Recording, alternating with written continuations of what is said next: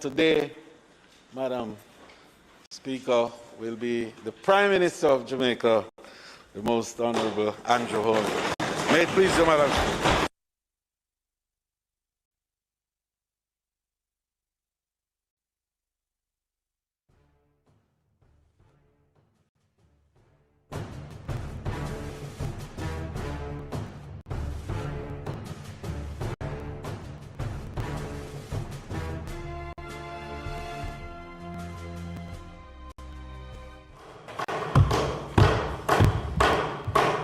Just for clarity, Madam Speaker, I am allowed to remove my mask.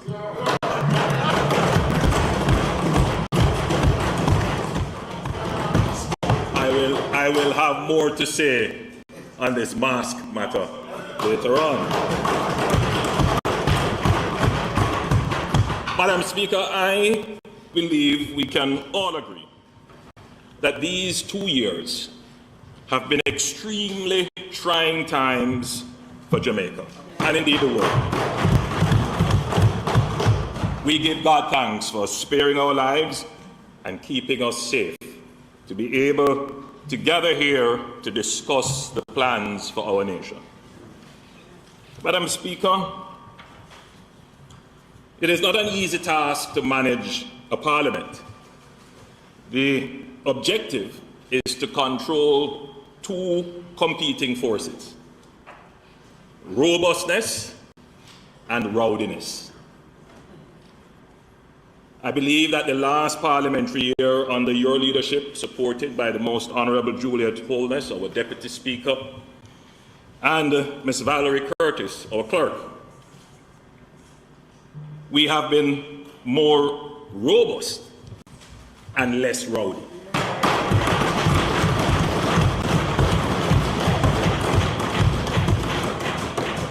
Increasing not only the efficiency, but more so the dignity of our work.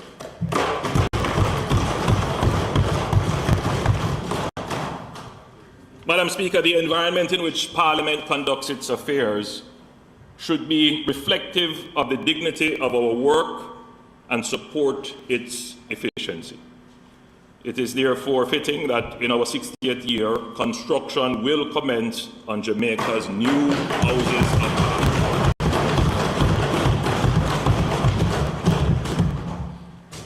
Parliament. Madam Speaker, there are some persons that I would like to acknowledge. Madam Speaker, our friends in the diplomatic and consular corps. We express gratitude for their continued cooperation and support for Jamaica through various initiatives. I want to particularly acknowledge the support we have received during the pandemic by way of field hospitals, vaccines, buses, medical units, and other supplies. Jamaica continues to stand as an amplified voice in defense of an equitable multilateral system of engagement and cooperation to resolve in a peaceful manner conflicts among nations. Jamaica has always been consistent in supporting and promoting universal respect and adherence to the principles of international law and respect for the territorial integrity and sovereignty of all nations. The war in the Ukraine, Madam Speaker, demanded no less of us.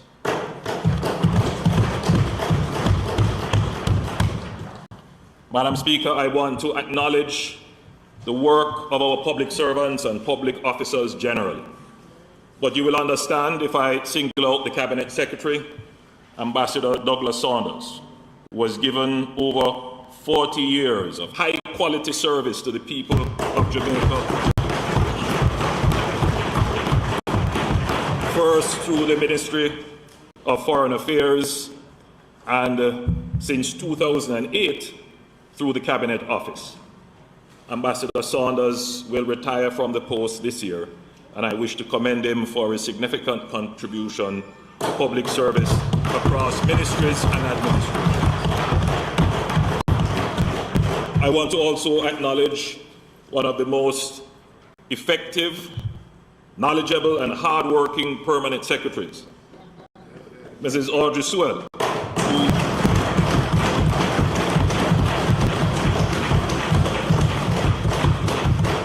who anchors both the Office of the Prime Minister and the Ministry of Economic Growth and Job Creation. Madam Speaker, we are here today because of our constituencies. They elected us. I have been representing the people of West Central St. Andrew for 25 years now.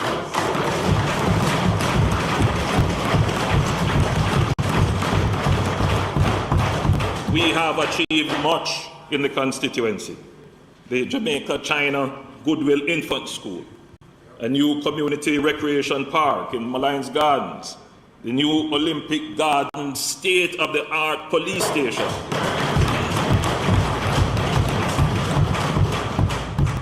and finally, we are building houses for 15 families who were burnt out in the community of Bellrock. This year, we will begin construction on an integrated community development plan for the St. Paul's Lane area of Tower Hill. Through the coordination of the National Housing Trust, the Jamaica Social Investment Fund, the National Water Commission, the Housing Agency of Jamaica, and private sector support, we will be regularizing and upgrading the informal settlement of St. Paul's Lane by installing sewage, surveying and reconfiguring lots to create pathways and roadways, and constructing 20 housing units and improving some existing structures. We will also be building a golden age home for the community.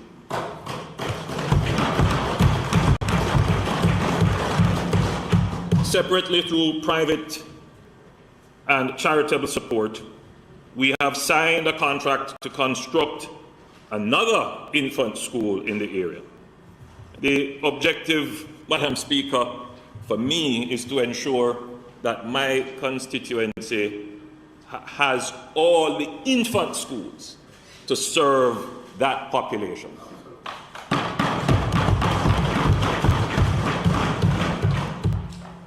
Madam Speaker, as I'm doing this project, it is not just for my constituency. It is also a learning experience. It is about creating a template for social interventions that are taking on the transformation of entire communities to create a template that can be replicated right across Jamaica.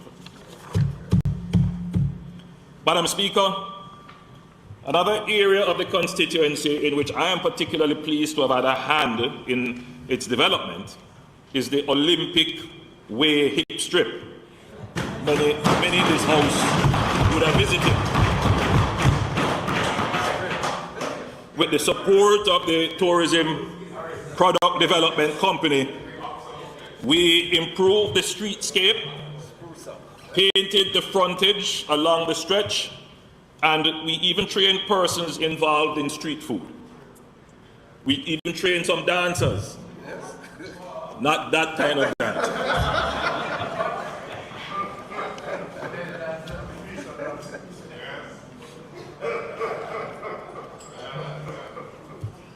Through the Constituency Development Fund, we are now in the process of installing cameras at strategic locations to improve security in the area. This entertainment district of sorts is one of the key pillars of the economy of the community.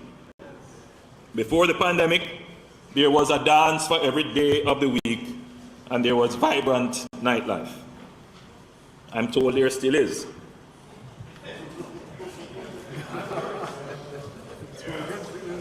Madam Speaker, I do not need my friend, the Minister of Finance, or any other advocate for the industry to tell me to hurry up and reopen the sector.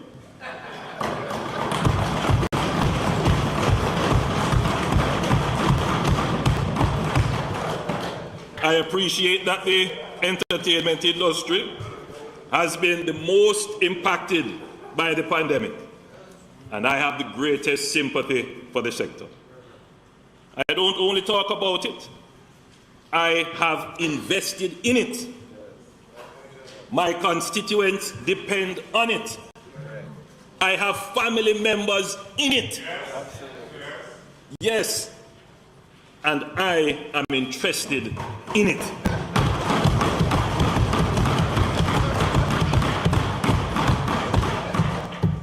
Madam Speaker, the Minister of Culture, Gender, Entertainment and Sports has already announced some economic rehabilitation grant support for the sector that could range as high as $1 million per beneficiary. To further support the reopening of the sector, I have directed the Chase Fund to create a special $150 million Jamaican dollars window of support for the entertainment sector.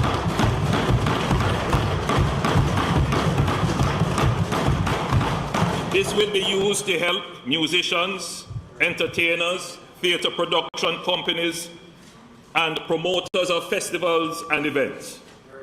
More details, including criteria for access, will be made available shortly. Madam Speaker, the municipal corporations have agreed that when the entertainment sector is reopened, for the first 6 months, permit fees will be cut by 50%.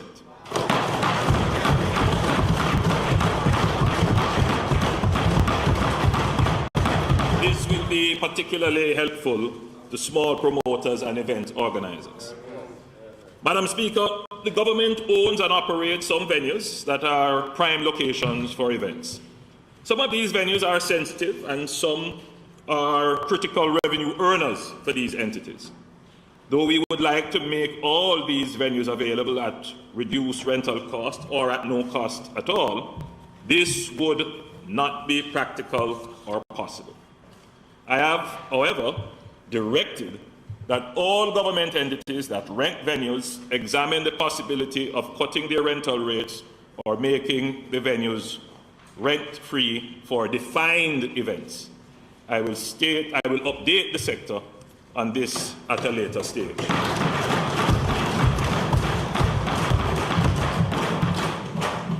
Madam Speaker, entertainment and culture are big business. However, this is not always understood because of the high level of informality of the sector. Not all promoters, production companies, producers, and creatives, Madam Speaker, are seeking grants. Some have viable products that could be financed on a commercial basis. What they lack is the institutional access to credit. Therefore, the Development Bank of Jamaica will establish a special entertainment restart loan facility totaling 500 million Jamaicans.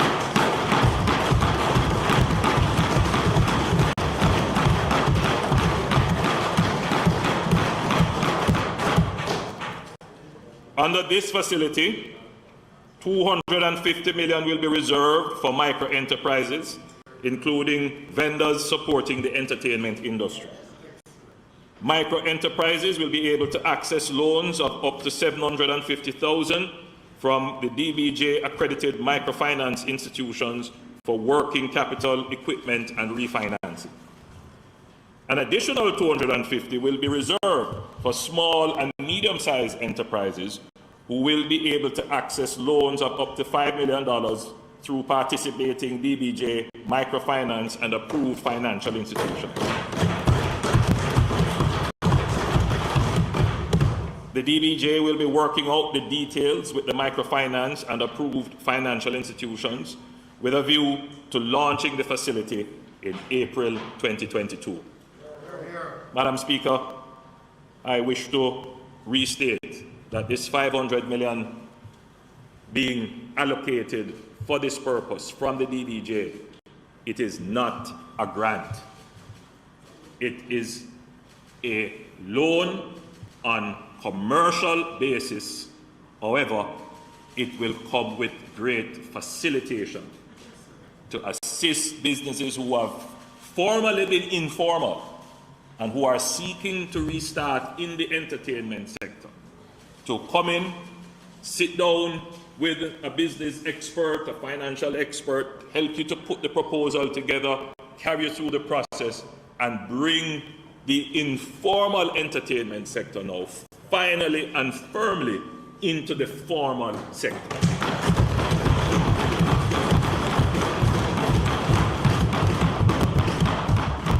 Last year, I asked the Ministry of Tourism to make a direct intervention in the supply of trained local entertainment talent for the sector. Madam Speaker, I visited, I was opening a hotel, and when I got there, I noticed that much of the talent for the entertainment was imported.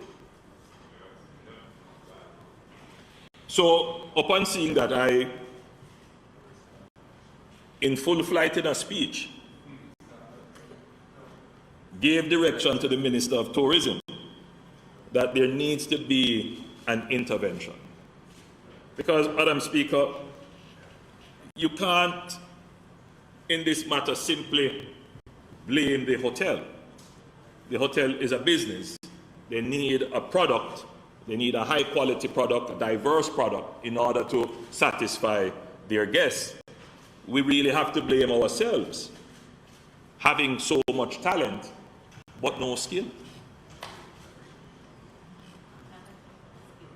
We have the talent, but it is not skill. So, Madam Speaker,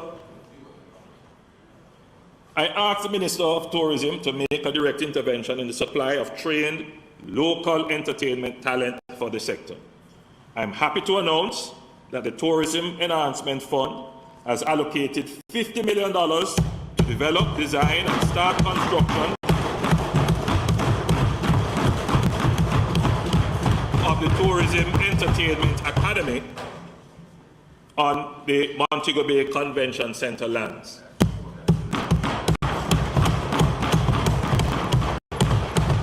Madam Speaker, I leave the Minister of Tourism to give more details in his is there smarting that I am announcing this project. But Madam Speaker, we will also be establishing a national modern music grant to ensure that Jamaica continues its proud legacy of influencing global trends in music, arts, and culture.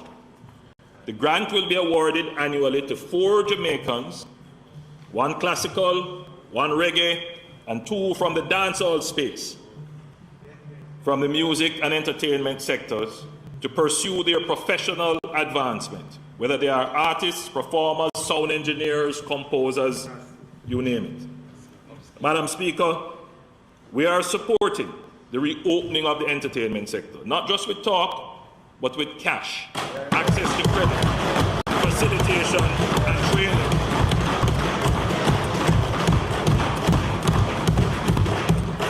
It may be a distant memory, but in June 2021 last year, the government acted early in favor of reopening the entertainment sector, just as we were coming out of the second wave, only to see the emergence of a new strain that scuttled that process. Of course, there was blame all around and accusations of unfairness.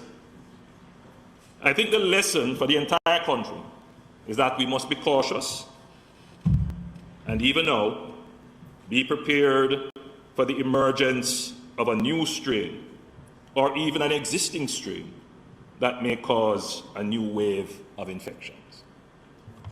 Madam Speaker, over the past several weeks, I've gotten numerous proposals from persons in the industry.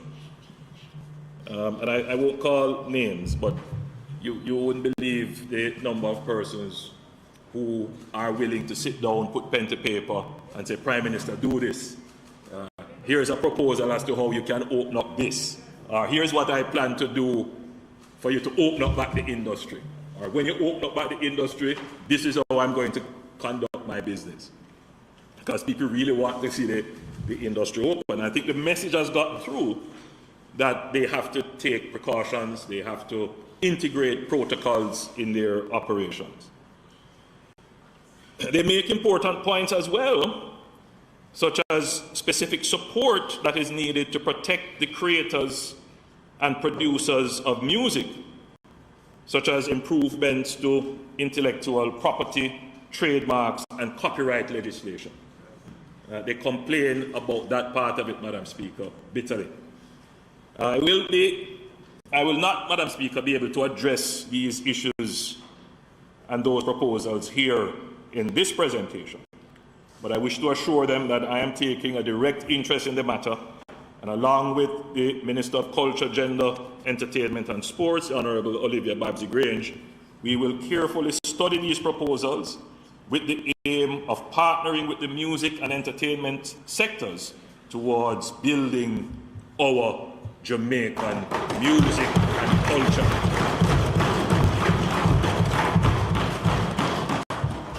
As I close this section, Madam Speaker, we see the emergence of K-pop.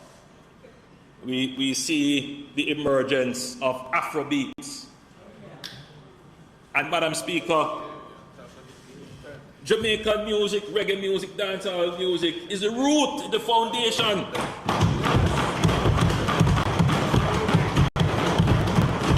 But what do they have over us, Madam Speaker? They take a strategic business approach to developing the product. They see it for what it is. It is culture, it is art, it's creativity, but it is also an intellectual property that can create wealth and profit and value. But we don't see it in that light. It's almost infradig to think of it that way. But we need to get past that and see our culture as a business as well that can generate economic growth.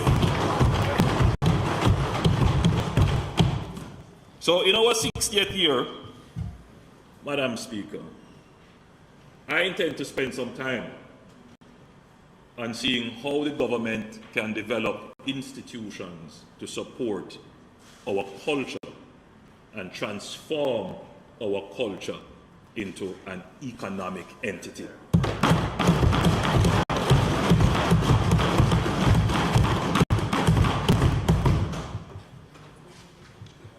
Madam Speaker, on the 10th of March 2020, the first case of the SARS-CoV-2 virus was identified in Jamaica.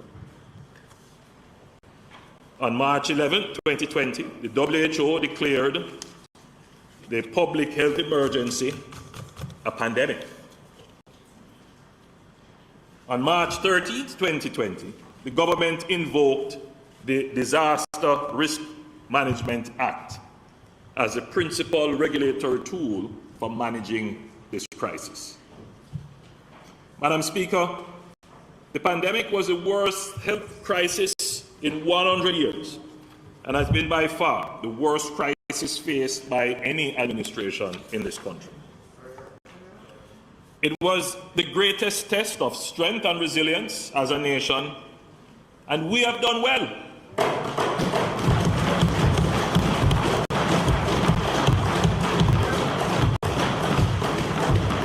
Madam Speaker, we are in the midst of an impressive economic recovery.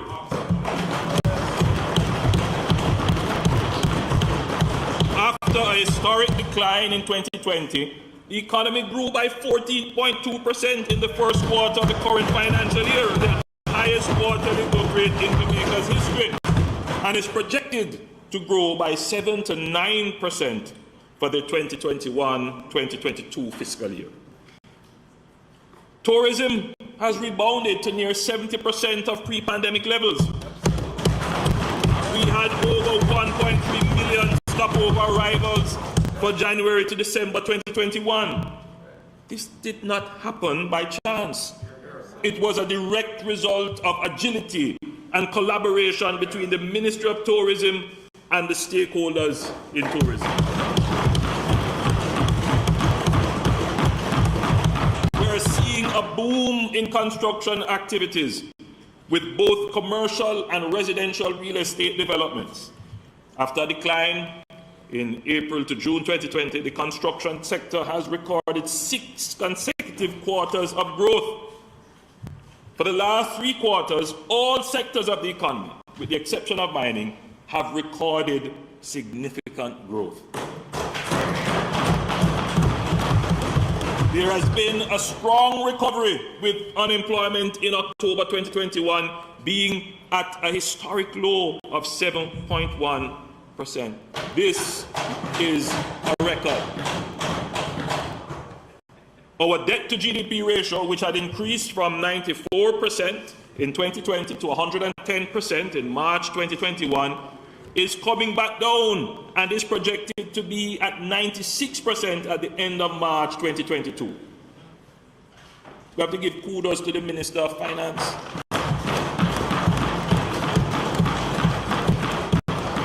Of 30 Latin American countries and Caribbean countries in the region, Jamaica ranks second in restoring the debt to GDP ratio to almost pre-COVID levels. Most of our peers have debt to GDP ratios that are still 10, 20, 30 multiples, and some even as high as 60 percentage points than their pre-COVID levels. The list goes on, Madam Speaker. On metric after metric, the data is clear. Jamaica is recovering stronger.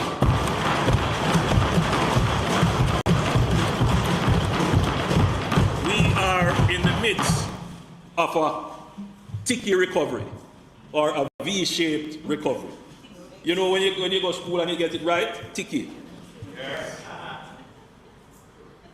That's what our graph is showing. In the management of the pandemic and the recovery and our economy, we get a ticky.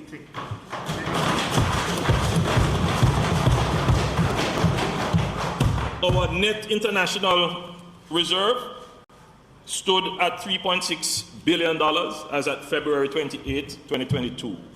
This is $500 million higher than the pre-pandemic level in February 2020. How many countries can say that, Madam Speaker? How many? Especially in this region. We have managed to maintain the highest credit ratings that Jamaica has had in decades through the pandemic, while other countries have suffered downgrades. Very true. And I see all kind of things circulating. Talk to me about the fundamentals, not the gimmicks.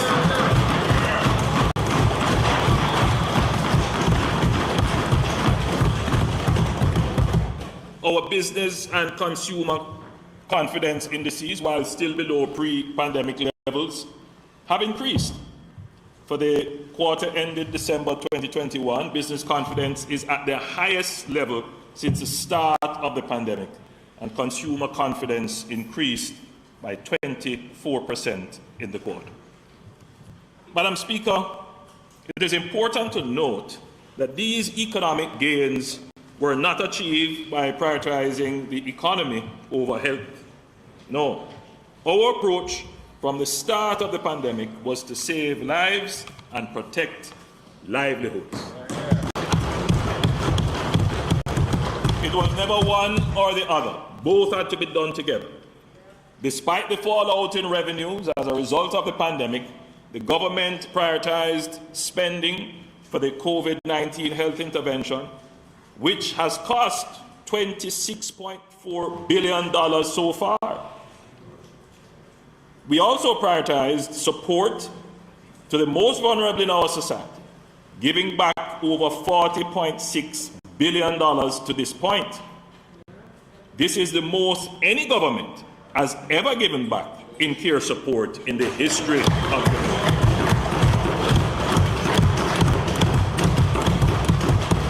Madam Speaker, we never forget those we lost in the pandemic. However, as a testament to the management of the pandemic, our number of COVID-19 cases per million of the population is 46% below the world average, excluding India and China, and 69% below countries globally with a population size of 1 to 10 million. Our COVID-19 deaths per million of population is 13% below the world average, excluding India and China, and 23% below countries with a population of 1 to 10 million.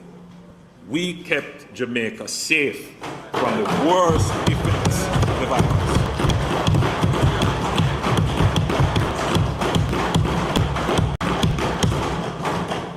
Our citizens now know what to do to protect themselves and their families. Madam Speaker, after 2 years of dexterously balancing lives and livelihood with executive powers under the DRMA, the orders have been gazetted. Effective tomorrow, March 18th, 2022, the order and all the measures therein under the Disaster Risk Management Act will be withdrawn.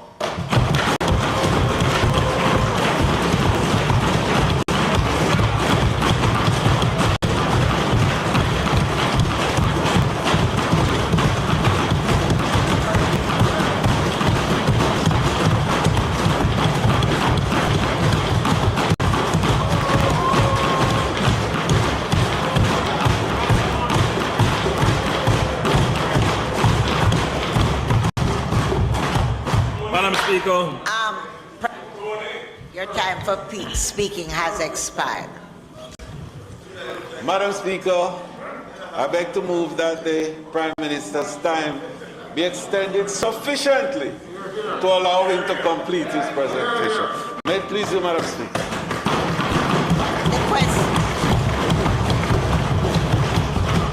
The question before the House is that the Prime Minister's time be extended sufficiently to allow him to complete his presentation. Those in favor? Those against? The ayes have it. Prime Minister.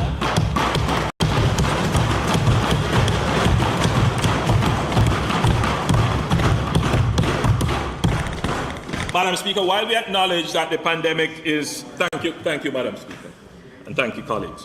While we acknowledge that the pandemic is not over, it must be mainstreamed into the general normal management of public health, safety, and public order. It is no longer sustainable to manage the pandemic as a special project by executive order through the Disaster Risk Management Act.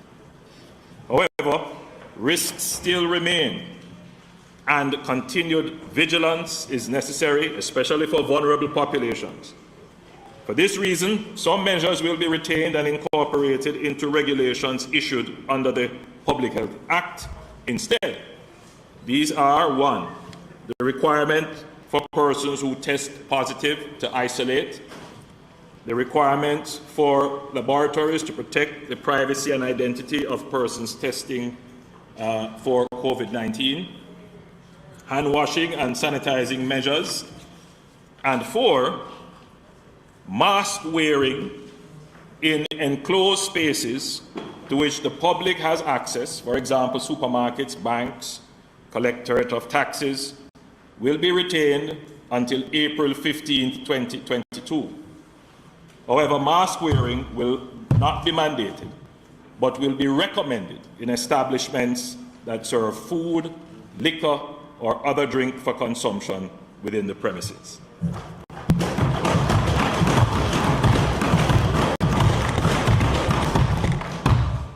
Madam Speaker, regarding travel, we note that it is becoming more difficult and expensive for incoming travelers to obtain COVID-19 tests. We have decided to retain the requirement to obtain a pre-test within 3 days prior to travel until April 15, 2022, and then we will assess with a view to its removal. Maintaining physical distance will be highly recommended but no longer mandated. The general infection prevention and control protocols applicable to workplaces will also be highly recommended but not mandated. Curfews will come to an end.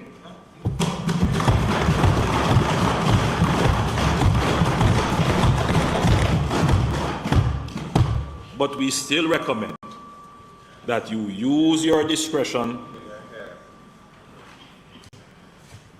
staying out late only if it is a must, and ensuring your safety and security.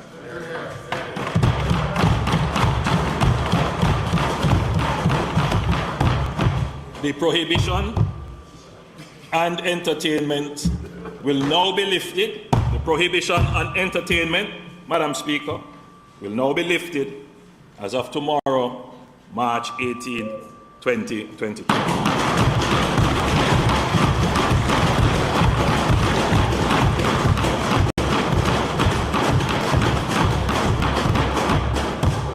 The public is reminded that events are regulated under various laws and administered by various entities such as the municipal corporations and the JCF, from whom permits must be sought and licenses paid.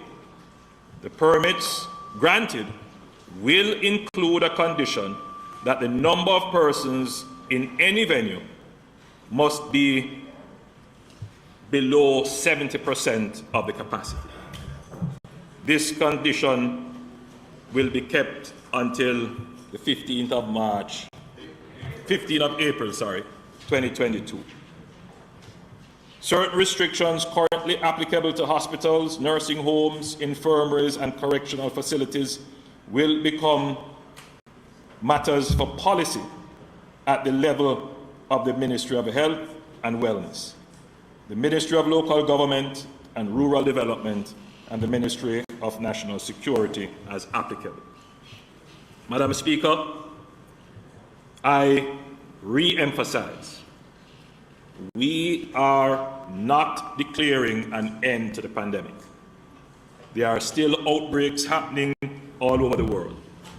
We are maintaining the management of the disease under our existing public health laws. Madam Speaker, we are building our Jamaica, sowing seeds for peace, opportunity, and prosperity.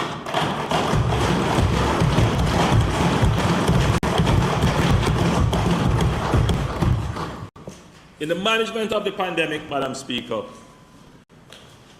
for me personally, and declaring an end to the DRMA is a personal relief for me.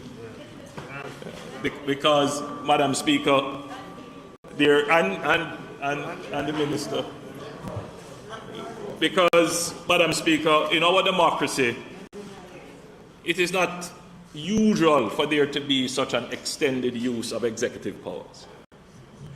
And I was very reluctant in using it, and sought, Madam Speaker, to ensure that I had no excesses in the use of the executive power by bringing them to Parliament on every occasion that it was possible to do so, and have it debated here so that the opposition could have an input in what was being done. Madam Speaker, there is a genuine argument to be made and accepted that, executive powers, if used at an extended scale, could be a threat to democracy. And we, on this side, recognize that, and we have never debated that point. We've used it because it was efficient, it was quick, it gave us agility to respond. And I think when the history is written about this period, it would be said that the government conducted itself well within the bounds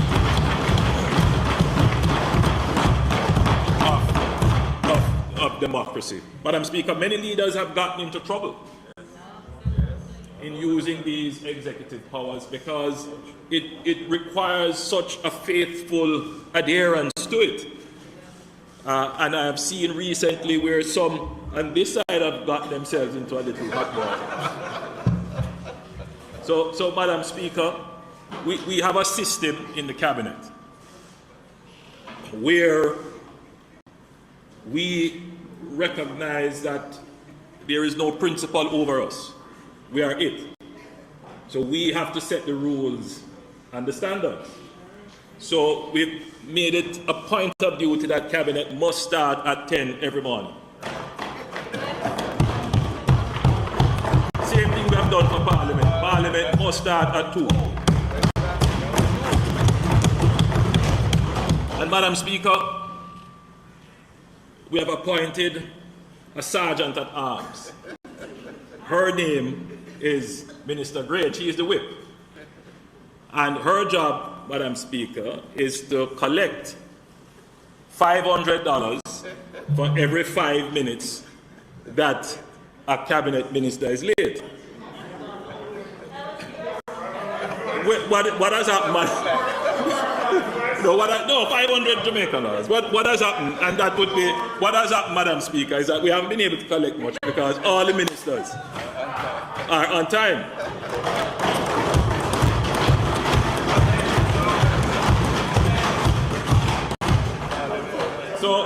So Madam Speaker, I think we should be considering it for Parliament. But with what I saw yesterday, where some people were starstruck and forgot their senses, I believe they should be fined.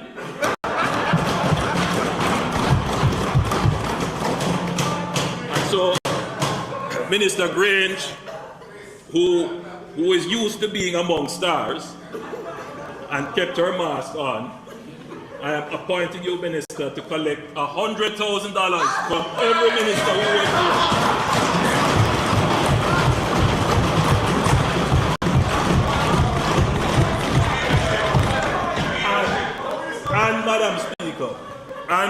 And Madam Speaker, make a donation to a worthy charity. Yes. Or to the defense of anyone who is so charged.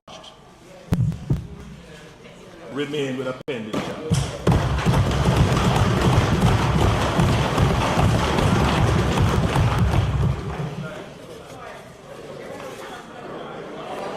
Madam Speaker,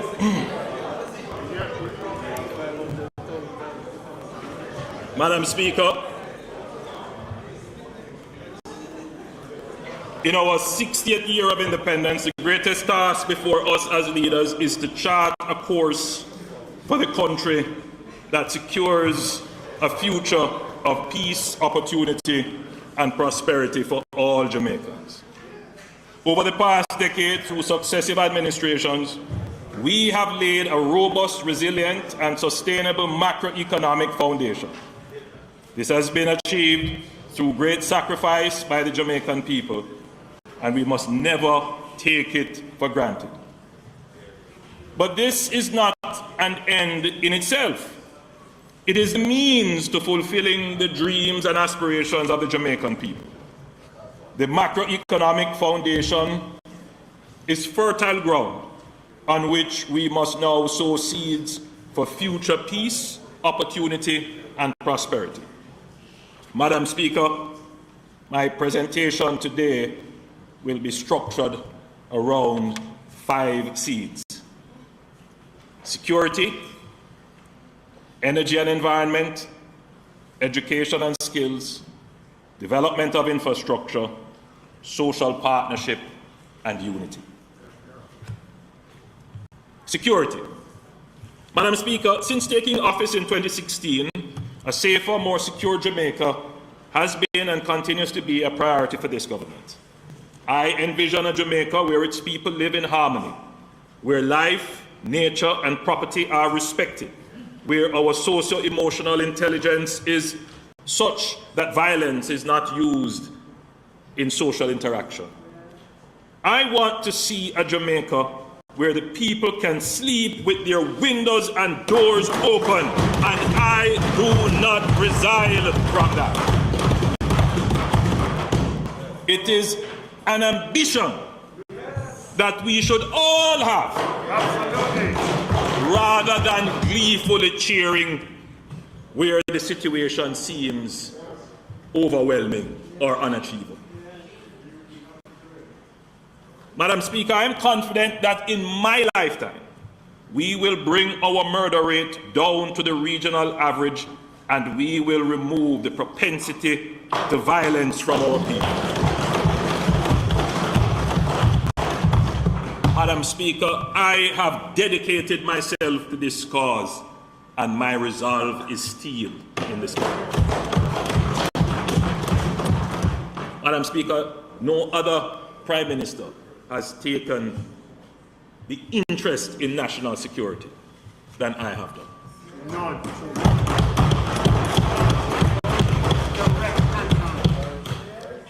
In 2017, we started Plan Secure Jamaica, a comprehensive whole-of-government, multi-year plan to decisively and sustainably address the epidemic of crime and violence. Madam Speaker, Plan Secure Jamaica comprises 6 strategic elements, which I have outlined in previous speeches and will reiterate. First, strengthening the national security architecture, protecting and securing Jamaica's borders, maritime space, and key sectors of the economy, strengthening the criminal justice system, strengthening national integrity systems, enhancing youth and community development, and attaining and sustaining public support for law enforcement and public order. Madam Speaker, we have been systematically and strategically implementing this plan. We have been putting in place the required technology, surveillance, telecommunications, mobility, forensics, human resource training, intelligence apparatus, legal and institutional developments towards achieving these objectives. Recruitment and training to increase the size and capabilities of the JCF continues. And the JCF's 2021-2022 target of 1,200 new recruits will be met. This will be the highest number of members recruited in a single year.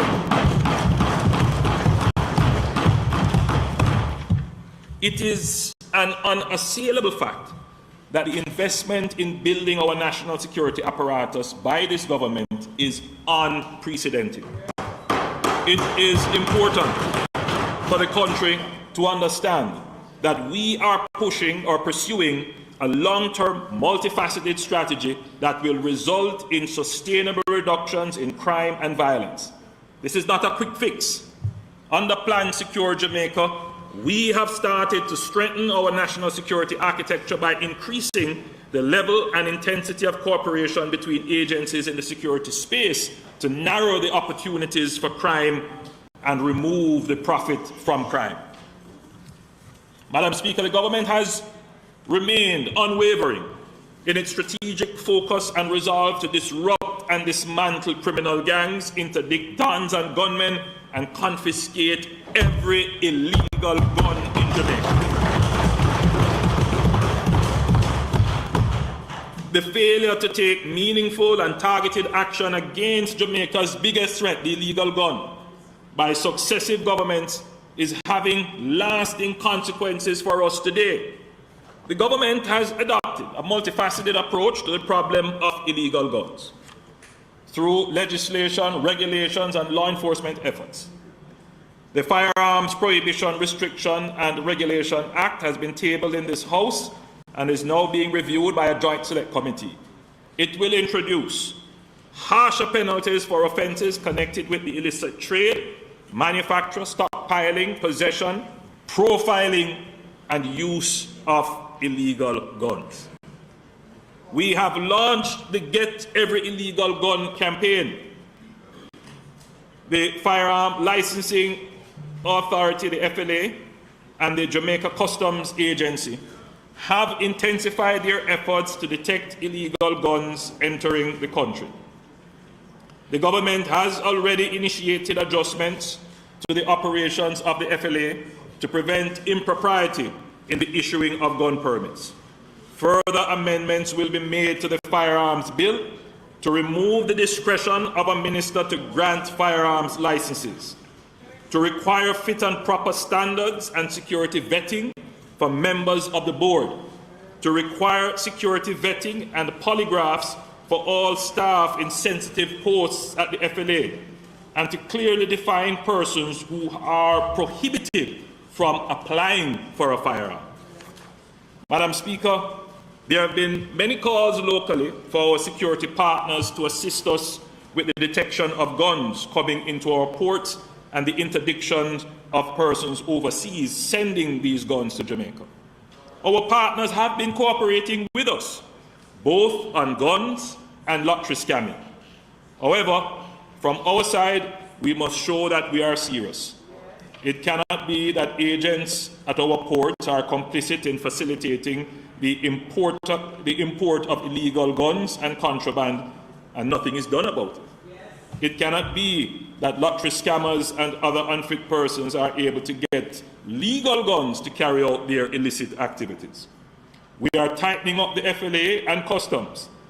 We are sending a message to our security partners that the Jamaican government is serious about stopping illegal guns, gangs, scammers, and gunmen and drugs. We will be seeking to intensify our cooperation with our security partners, particularly the United States, the United Kingdom, and Canada. I have a word for all those overseas sending back guns to Jamaica in barrels and TVs. Stop it! Stop it! We will find you, and we will ask for your extradition back to Jamaica to serve time in a Jamaican prison.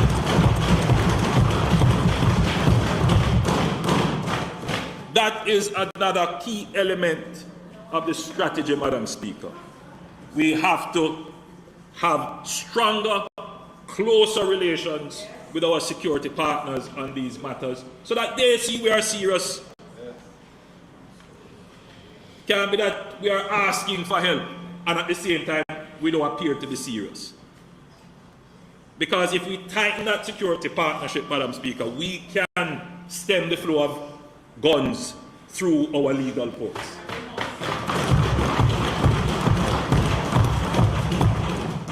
So, Madam Speaker, I have a word. And I say, stop it. But I have another thing to tell them. You mean us no good by sending us guns. You don't mean us any good by sending guns here. And so I have no sympathy for you. And by virtue of this statement today, as the Minister of Finance said, and the Leader of the Opposition said, can't say me never did a warn you.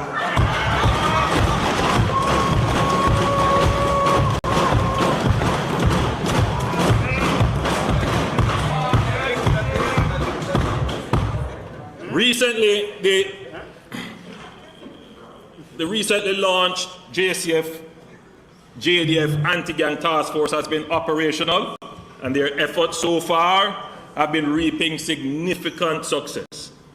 For the period January 1 to March 14, 2022, Jamaica recorded 967 major crimes, a reduction of 11%. This is the lowest incidence of major crimes since 2010. Murders are down by 5.2%. They are now at 292 compared to 308. At this point, Madam Speaker, shootings are down by 19%. There are now 222 shootings compared to 274. Madam Speaker, I'm sure we have noticed that whenever we talk about a reduction in murder, very shortly thereafter, we see a spike. I used to say to the Minister of National Security, don't say anything about it. And then an interesting revelation from a trial. Very interesting revelation. But we knew this because, Madam Speaker, our intelligence was telling this. That, the average Jamaican looks at crime as a simple street-level activity. That's not what is happening here. We have organized intelligence driving crime. These are not poor boys of circumstances. These are criminals managing large enterprises who use their power and influence to affect the state, because that's effectively what that criminal was doing. No, the government will look too good, man. You have to turn it up. Yeah, so that is the kind of criminals we are dealing with. So this sympathy for crime in the country and sympathy for criminals, we must get that out of our minds. There must be no sympathy for any criminal in this country. None.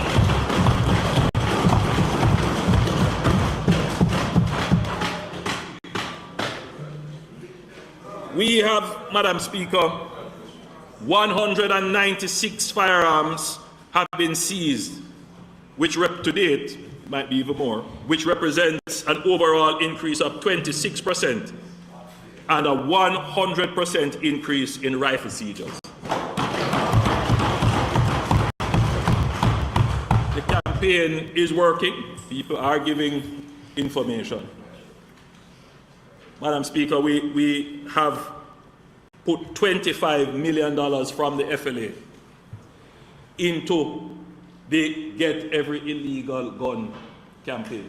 That is, there was a misperception rather, that we are trying to buy back guns. We are not buying back any guns. What we are buying is information. That's what we're doing. Madam Speaker, for the last 50 years, illegal guns have posed a challenge for Jamaica. 70 to 80% of all murders involve the use of an illegal gun. We must change the risk-benefit structure around illegal guns. Presently, the risk of owning an illegal gun is relatively low compared to the benefit that a gunman gets. With the new policies, laws, and capabilities coming into effect, the risk of being involved in any way with an illegal gun or a gunman will far outweigh the benefit claimed from having an illegal gun.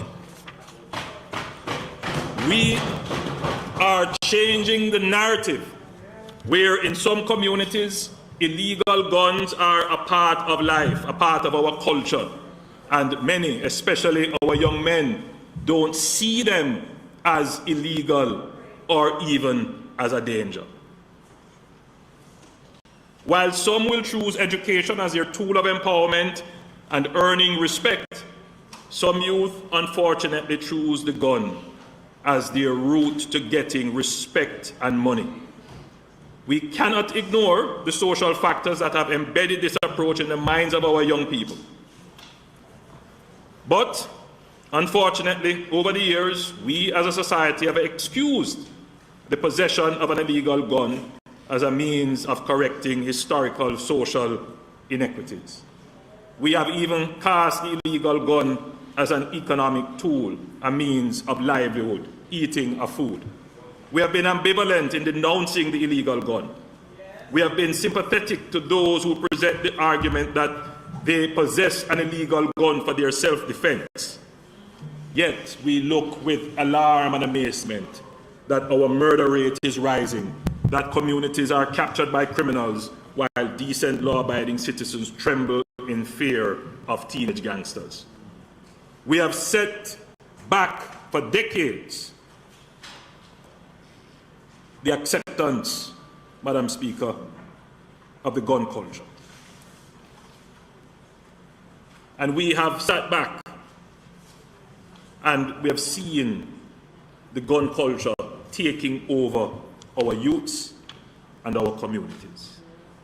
We cannot sit by any longer and see the gun take over our society.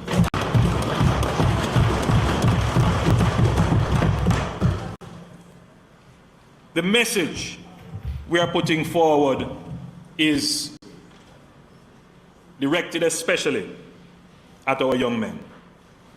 those facilitators of illegal weapons, who hide these weapons, or as they say, lock them, who sell them or rent them, who carry them or courier them, the trigger pullers who use them, the shutters. I'm sending a message to those who hang around the gunmen, the girlfriends, baby mothers, sisters, and mothers who give them cover and protection. Give up the gun.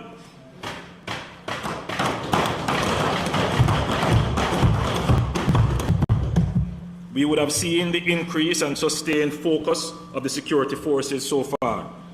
If you have an illegal gun, we will find it. And the consequences, if you are connected with it, will be grim and certain.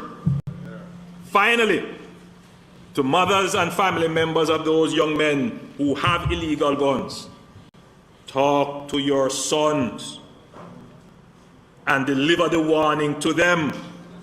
Discourage them. Help them to give up the gun. Tell us where it is and let us find it and get it out of your life. Again, can't say me never did I warn you.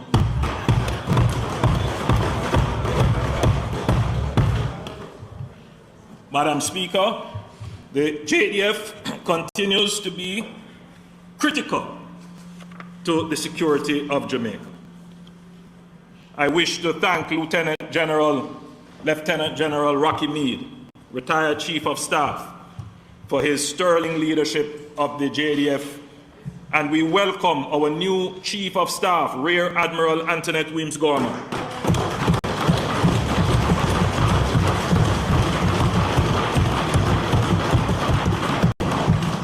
As part of Plan Secure Jamaica, we have been expanding the capabilities of the JDF in air, sea, land, and cyber domains. The JDF is also playing a key role in social intervention and community building through training and youth engagement.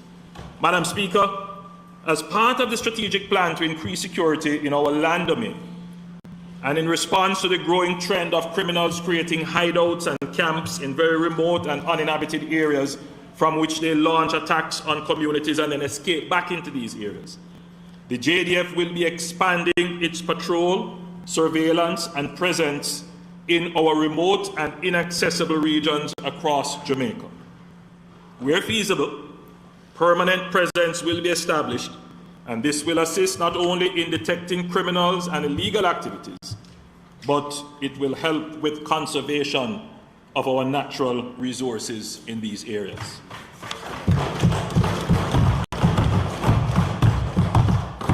Madam Speaker, on Thursday last, I approved the transfer of over 100 acres of hilltop land from the Windsor Farm property in Warwicker Hills to the JDF for the creation of a special operations base.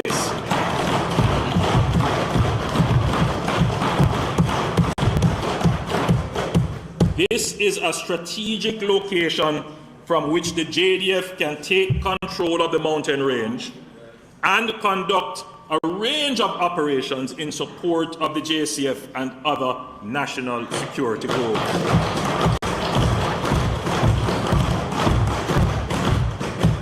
Madam Speaker, this is the first of many such bases to come. We will not cede 1 inch of land for criminals to feel that they have control and are out of reach of law enforcement and the Jamaican state.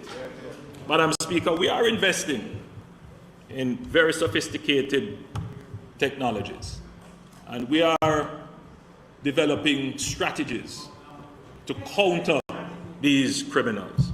So if they think that they can hide, go up into the hills, come down and extort people doing the road work in Bull Bay, we know you.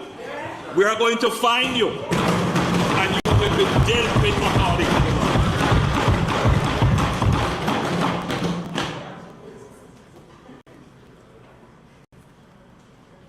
Madam Speaker, too often our intelligence points to crimes being directed from prisons, including the ordering of murders.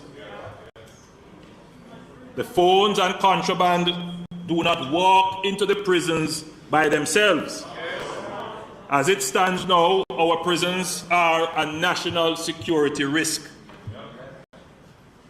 Last year, I tasked the Minister of National Security and the JDF to finalize designs for a high security prison and identify the lands where such prisons can be built. The plans are close to completion and the land has been located and secured. That is the case, Minister. We consider this a matter of great urgency to be expedited, Minister of Finance, through the public investment process. If we can do it this year, we will find the money somewhere to do it. If we can go through the public investment process quickly. But that is a national security risk. I know the member from South St. Catherine has been talking about that for a long time. But now is the time, Madam Speaker.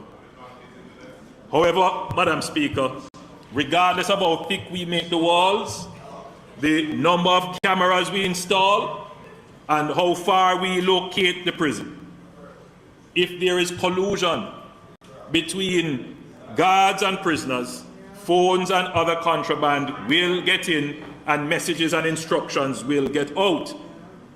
It is precisely why the government amended the Corrections Act in December 2021, adding criminal sanctions to those who facilitate and benefit from the trading in contraband. To note, Madam Speaker, the first charges have been laid and a matter related to contraband is now before the courts. The JCF and the Department of Correctional Services will continue to tighten the screws on those who seek to continue their criminal enterprise behind bars. Despite this important step, there has to be a total rethink of the correctional services to guarantee the integrity of the service. The National Security Council will be considering further reforms in this regard to ensure that criminal masterminds and gang leaders cannot continue to conduct their criminal enterprise and direct murder from prison.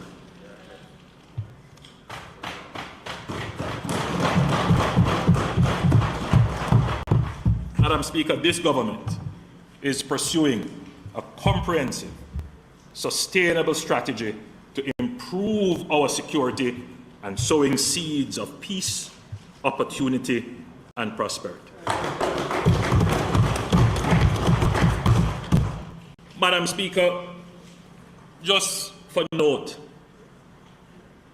we would have seen a far quicker reduction in the murder rate were we able to achieve agreement on the use of the SOEs, States of Public.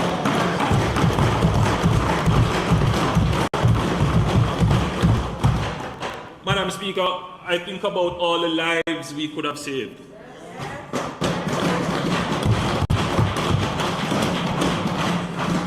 There is a false argument being marketed by people who lack sympathy, understanding, and compassion for families who are suffering from crime, that SOEs do not work. Madam Speaker, that is not the case. Any fair examination of our murder statistics show that whenever we have used the state of public emergency, we have seen significant reduction. And Madam Speaker, once they are in place, they continue to suppress. We have all agreed, and we don't debate the point, that SOEs are not an excuse for regular policing. But in a situation like ours, where our crime is well above what is the worldwide rate of about 6 per 100,000 and the regional rate of about 15 per 100,000, we are somewhere close to 50 per 100,000. If that is not the definition of an emergency, Madam Speaker, then I don't know what is.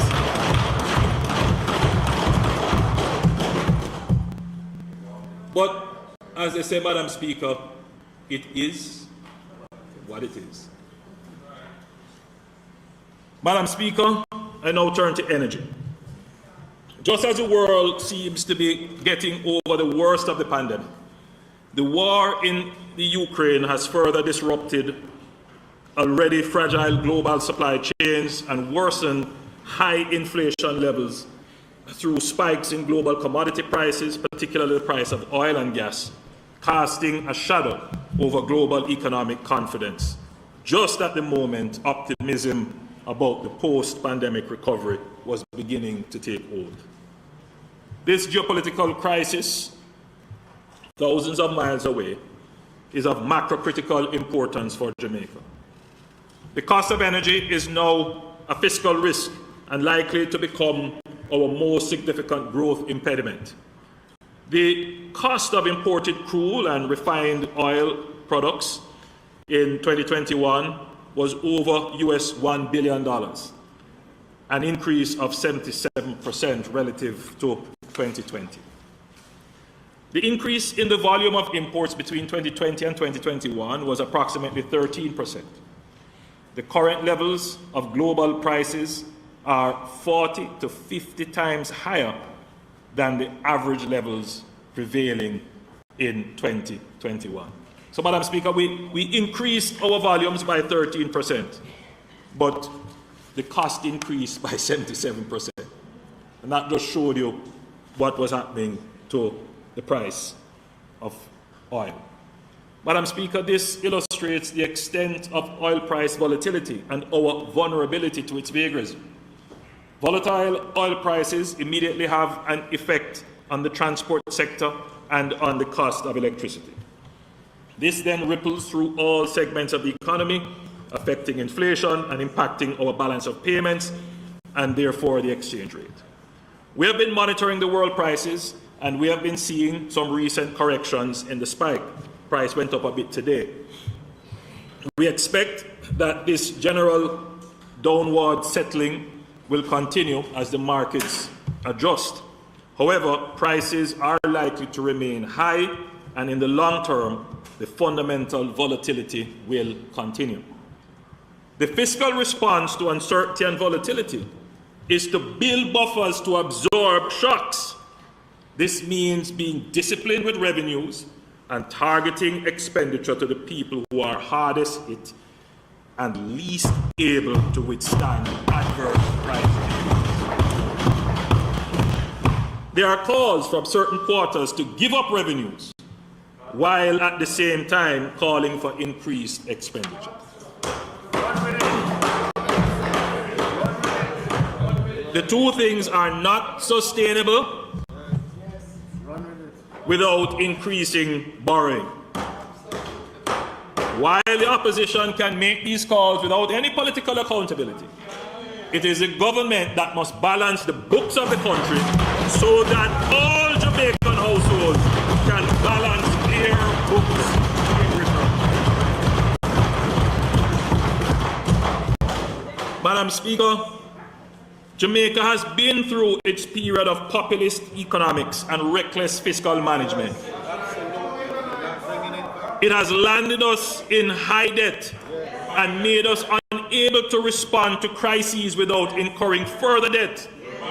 It was not too long ago that the Jamaican people would tune in to these budget debates with great fear and trepidation that there would be an increase in tax rates or the introduction of new taxes. No, Madam Speaker, the only controversial thing coming out of the Finance Minister's budget presentation is whether or not it was Keisha or Kalisha.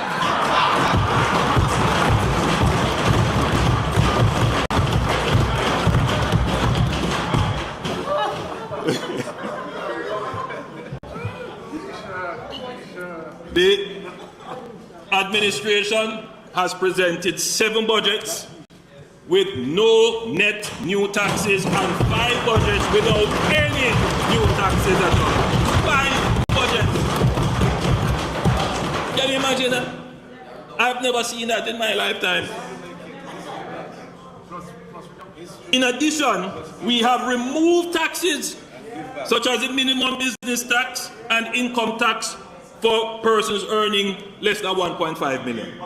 We reduce taxes such as GCT and transfer tax.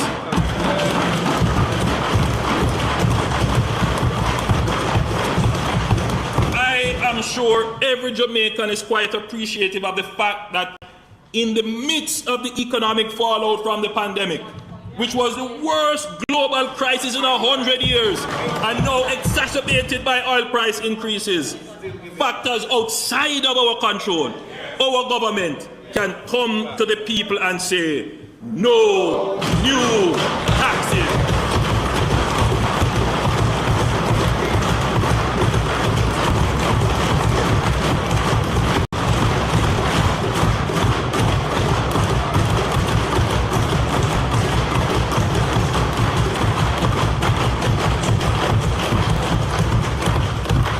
Opposition has no credibility in asking for the removal of any tax. The last PNP administration raised taxes every year on the Jamaican people.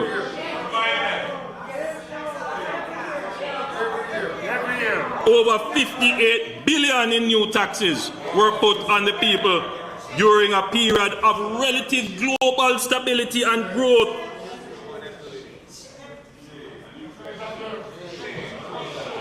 Madam Speaker, we cannot go back there.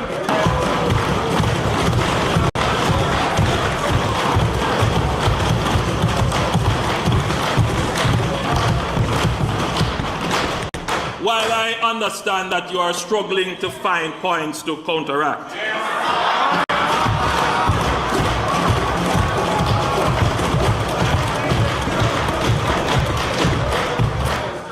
urge the opposition to remain true to the national social consensus around fiscal discipline, which they helped to build,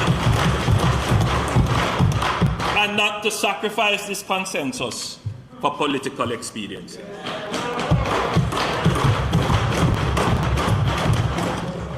Madam Speaker, the evidence shows that when it is practical to do so, and at the first opportunity, the posture and intent of this administration is always to reduce tax burden on the people.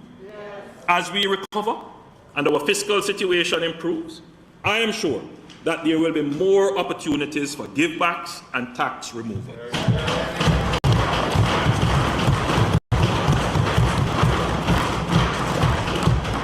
Notwithstanding, we are deeply concerned about the human suffering and economic hardship caused on vulnerable Jamaicans by general worldwide inflation, and specifically the cost of food and energy.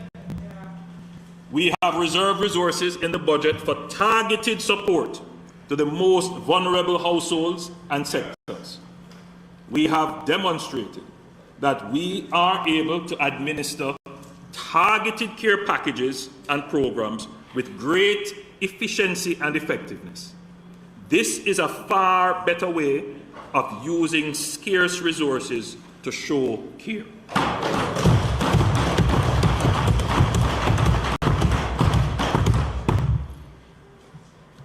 Madam Speaker, short-term cushioning is an important response to the oil price shock.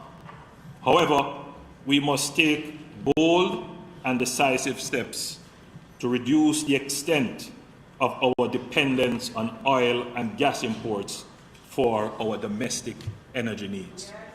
Before I go on to those steps, Madam Speaker, I think I need to make a point, and the Minister of Finance will probably reinforce that. It is always amazing to me, Madam Speaker, that the opposition calls all the time, calls out the inequality in our society.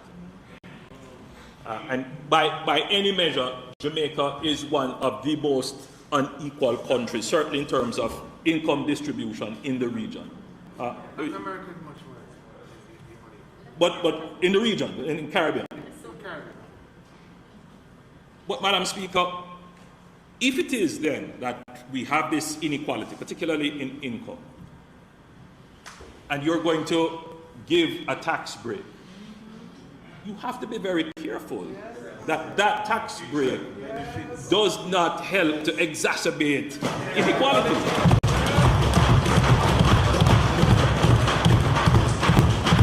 We will always hear calls, take the tax off the tablet, take the tax off the gas. I mean, look, if you did that, the social welfare benefit, right, the welfare effect of that, you couldn't guarantee that it would have the highest impact on the persons who need it the most. Right? In fact, what would happen, it would probably accrue mostly to those who can afford it. So we're very careful about that. And we hear the calls all the time. But Madam Speaker, it is our job to understand the economics. Other people can talk, we have to understand. Our policy.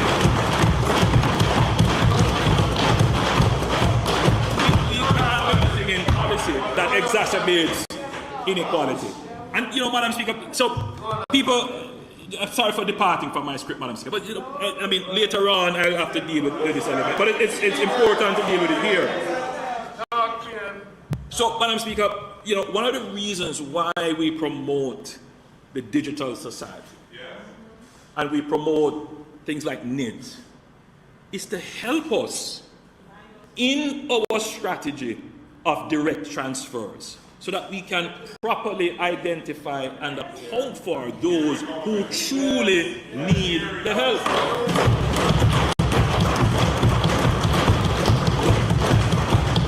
So, Madam Speaker, we have to maintain things on the revenue side. And once you have the revenue secure and protected, then you can make a decision as to how you will spend it. Now, your spending strategy can be sharpened if you have proper systems of identifying beneficiaries, because then you can spend directly on beneficiaries who need it.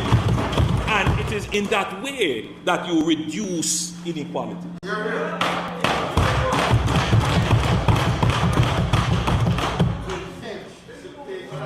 So, Madam Speaker, as I said, short-term cushioning is an important response, and the Minister of Finance, in his presentation and to come, explained how we have set aside resources in the budget for this kind of targeted response. We're using partnerships with faith-based institutions. We're going through the MPs, and we're going to go through various consumer groups and organizations to assist. And the Minister at a later stage will give us more details as to that targeted approach. But in the long term, Madam Speaker, as we know, in the long term, cushioning is self-defeating. In the long term. Because what you end up doing, Madam Speaker, is depleting your revenues such that you cannot help when you really need to. That's what it does. So you have to balance it very carefully when you decide to do cushioning. Right? You have to be very strategic and very careful with it, because you don't want to deplete your revenue, have people having expectations, and then the only way out of that politically is to go and borrow. And then when you borrow, the pool that you can use to support is smaller, because now you have to pay interest. And it narrows over time your policy space. Does that sound familiar, Madam Speaker? That was what was happening to Jamaica for the last 30 years. Man come with sweet mouth and promise you, oh, we're going to, oh, promise you this and promise you, don't know where the money coming from.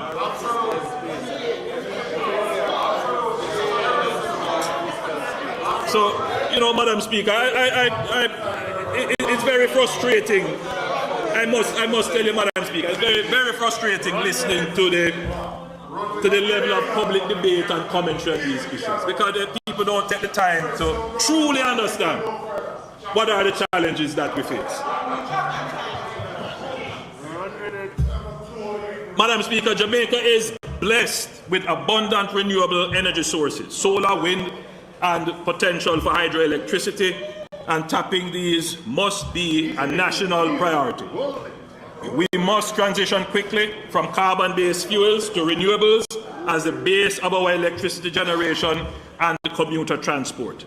This is the only way to shield ourselves from the instability of the global energy markets. At current price levels, a reduction of just 10% in imported oil could save us close to $150 million annually. Madam Speaker, this is the policy direction that this government has been pursuing for several years. The crisis in the Ukraine has only reinforced this policy direction and has made it even more urgent.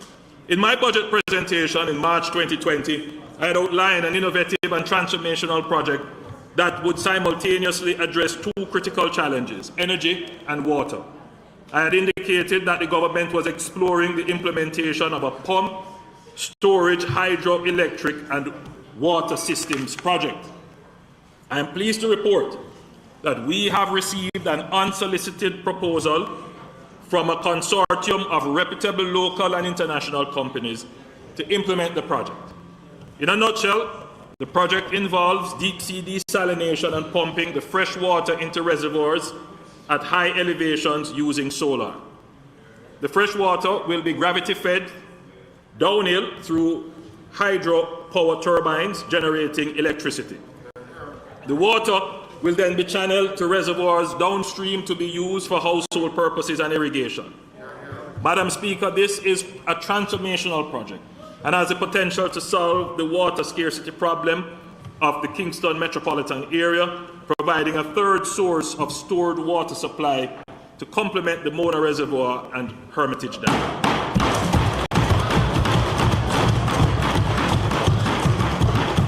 At the same time, it would generate a significant amount of hydroelectric power.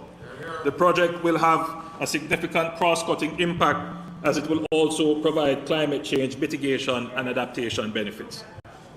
The proposal is currently undergoing technical and due diligence reviews. Subject to the satisfactory completion of these reviews, it is the intention of the government to designate the project a Jamaica 60 National Development Project and enter into direct negotiations with the consortium in order to fast-track its implementation. Let me say, Madam Speaker, that these projects have been implemented worldwide for quite some time. We have projects, there are projects like this in Australia, in Japan, in the UK. Recently, Chile did a project like this. A project like this is being done in Peru. The science behind it is clear, but the details are always the engineering that is possible in the particular space and location. So I'm not saying that this project is a definitive yes, but we must explore it and we must see if it can be done. If it can be done, then we will pursue it.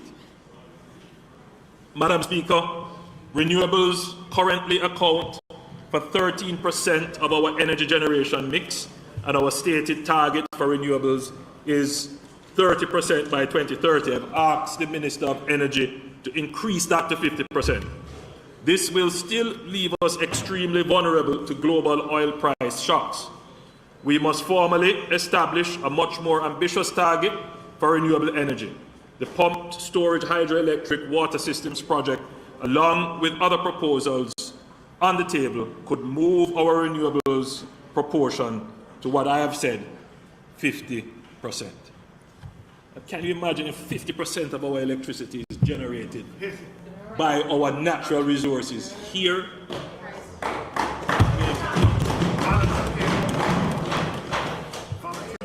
The world is reaching a tipping point for the adoption of electric vehicles. A number of global automobile manufacturers have decided to discontinue the manufacture of internal combustion engines by 2030 to meet regulatory requirements for climate change goals. Jamaica must not be left behind. We cannot become the dumping ground for the world's fossil fuel vehicles that will no longer be allowed in other jurisdictions. In addition, because vehicles have such long lifetimes, there will be a relatively long lead time between implementing policy changes and seeing the impact on our oil imports and our environment. We must therefore act quickly. With the assistance of the Inter-American Development Bank, the government has developed a strategic framework to guide the introduction of electric vehicles in Jamaica. According to the IDB, a conversion to e-mobility of 12 to 16% of our private and public fleet would result in savings to Jamaica of approximately 2% of GDP. That's significant. So, Madam Speaker, we will be carrying our electric vehicle policy very shortly. Minister Vaz has charge of it. We have already taken some decisions, such that when the policy is implemented, all new vehicles for the public fleet, which are not required to go in off-road terrains, will be electric vehicles. Once the policy is implemented, the minister has already given some incentives towards people who want to purchase electric vehicles. So we are starting on that path. But Madam Speaker, let me tell you, I am committed. You know, it's not often that you exist at a time in life when you are seeing such rapid transition in technology. Who would have thought 10 years ago that the internal combustion engine for vehicles would become obsolete? Madam Speaker, we must never let it be the case, as I've said, that the rest of the world dumps their cars on Jamaica and we are still saddled with them while the rest of the world is advancing. Right? We must take the decisions that we are going to be on the cutting edge as well.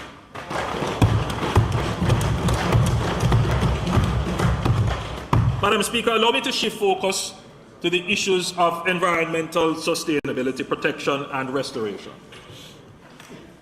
I have said previously and will reiterate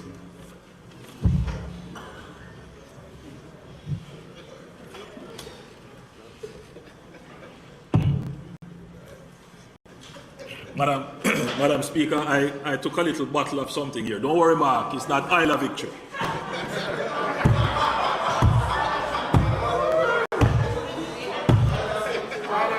No, Madam Speaker, it's our good old honey and lime from Benjamin's, one of our local manufacturers.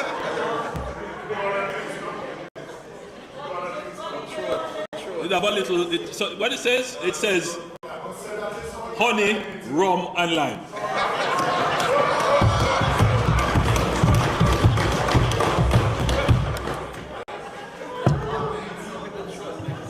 It's medicinal.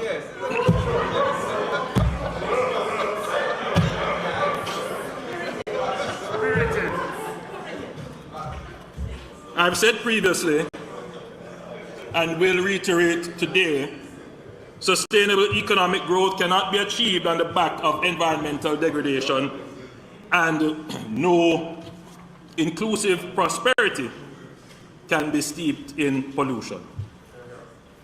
Madam Speaker, there has been a concerted attempt by many with political motives to spread misinformation regarding the environment and climate change work that my administration has undertaken both locally and internationally. It is my firm view that any objective assessment will show that this is the greenest government since independence.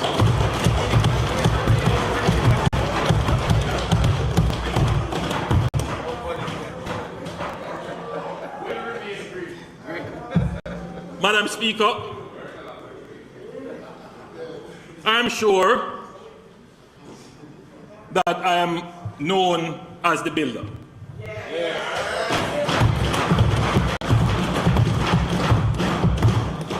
I come from the school of putting one block on top of the other and creating great things. Let me declare, I am pro-development. My wife is a developer.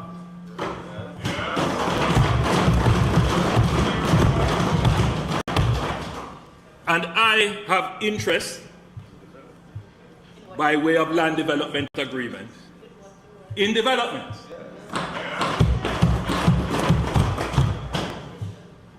Madam Speaker, it is a sign of great confidence in any government and economy, especially during a downturn, to see cranes hoisting in our cities.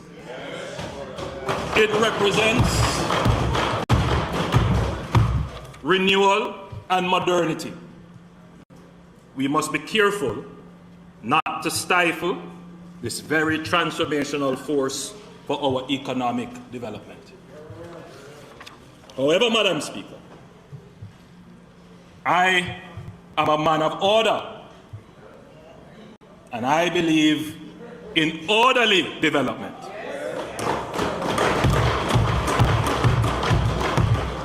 The Town and Country Planning Authority, the National Environment and Planning Agency, and the municipal corporations have worked together to prepare new parish development orders. Each parish is now covered by at least a provisional order. Nevertheless, I believe we can all admit that there is a concerning level of disorder in development in Jamaica.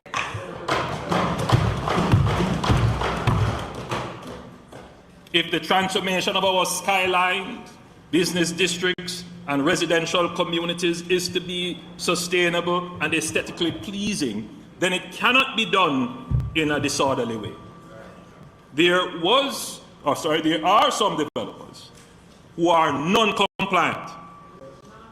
While we make no comment on matters before the court or matters decided on, the government takes careful notice of the issues raised. Madam Speaker, a common theme is lack of monitoring, inspection, and enforcement on errant developers.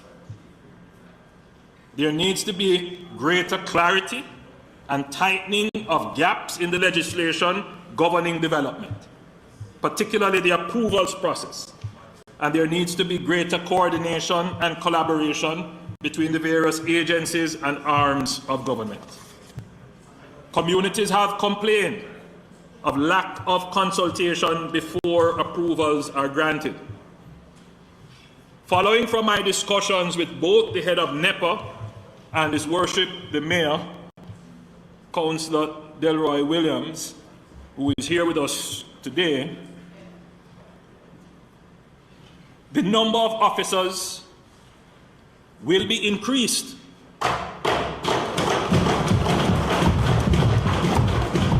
for monitoring and supervision of developments. And various technological solutions will be employed to improve monitoring, inspection, and enforcement.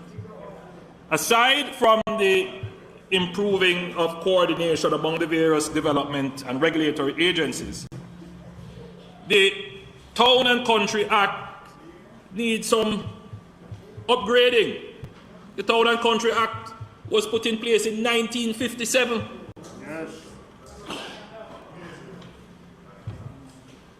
So I've asked both the head of NEPA and the other stakeholders that the process of reviewing the Act should begin, and we need to do it quickly and move through with recommendations for its amendment quickly.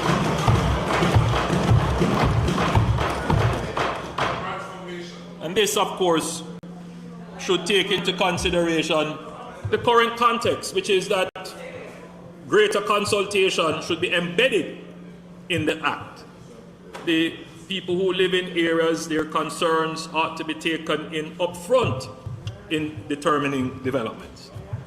Madam Speaker, the Town and Country Planning Act is effected through the creation of various gazetted legal documents called development orders, which is a public notice of the government's policy intent and direction on permissible parameters, form and functions of development in a parish or in a particular area of the parish. A development order constitutes land and zoning maps, policy statements, and standards relating to land use activities. The development order is important in guiding developers and the wider public on the location, scale, magnitude, and type of development to be undertaken in a development order area. It is also important in setting standards to guide the various planning authorities who must match the various development applications they receive against the standards and guidance in the development orders. It is therefore of utmost importance that the development orders are clear, concise, reasonable, and practical to avoid confusion and vagaries in the application of discretion in the approval process, or the creation of loopholes which can be exploited against the policy intent. Madam Speaker, the issue affecting the various stakeholders in the development space are constantly changing from area to area and changing in their nature as developers seek new opportunities and become more innovative and enterprising. If the development orders do not adequately address the issues, a contentious social mood can emerge against development, and we are seeing that to be the case now. So it is important that the development order is a product of wide consultation and is current in capturing and balancing the concerns of all stakeholders. The development order for Kingston and St. Andrew is provisional. It's not final. And it can be changed. And the challenge with it, Madam Speaker, is that it was done in 2017. So much has happened since then. So I have asked the various agencies involved to ensure that the development order is current in addressing the various concerns so that it can be finalized and confirmed by mid-year. That's the target. Madam Speaker, while there is great energy in the private development space, there appears to be very little appetite for developments in urban spaces in downtown Kingston or Lower St. Andrew. I'm not going to call any community names because, you know, the stigmatization, we want to avoid that. So far, the development has been concentrated in and around New Kingston and Upper St. Andrew. This is creating housing for a certain price point and income level, but it is not addressing the great need for affordable housing within the city. The transformation that private development brings, therefore, can exacerbate the inequalities and feelings of alienation in the society. Madam Speaker, looking through a developer's lens, there are excellent opportunities for development in areas like Central Kingston, East Kingston, Southeast, St. Andrew, Northeast, Northwest, and Northeast, to name a few areas. The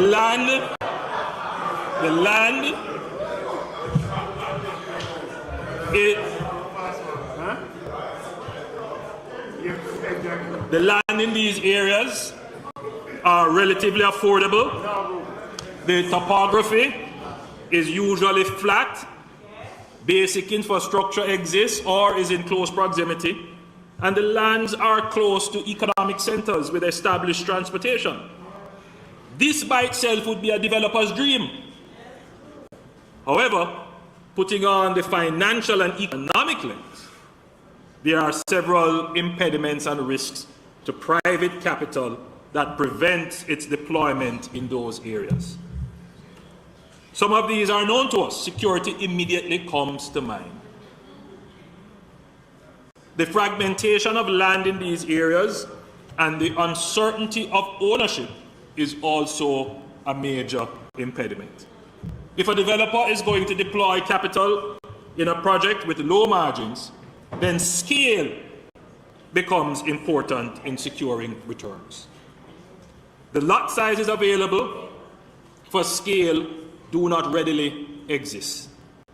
And while there may be lots available, those lots would not be contiguous. We would want to be able to organize the redevelopment of an entire street or an entire block at once. And then this is how you could get infilling. This is how you could then start to see the regeneration of your urban communities.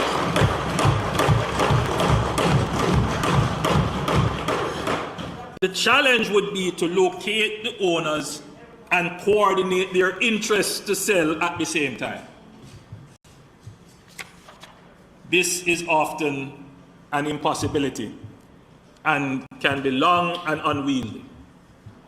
Madam Speaker, under the Urban Renewal Tax Relief Act, the government has a very useful tax incentive program which is administered by the Urban Development Corporation, where certain areas of Kingston and St. Andrew are zoned for tax relief and other incentives if private entities pursue developments within those areas.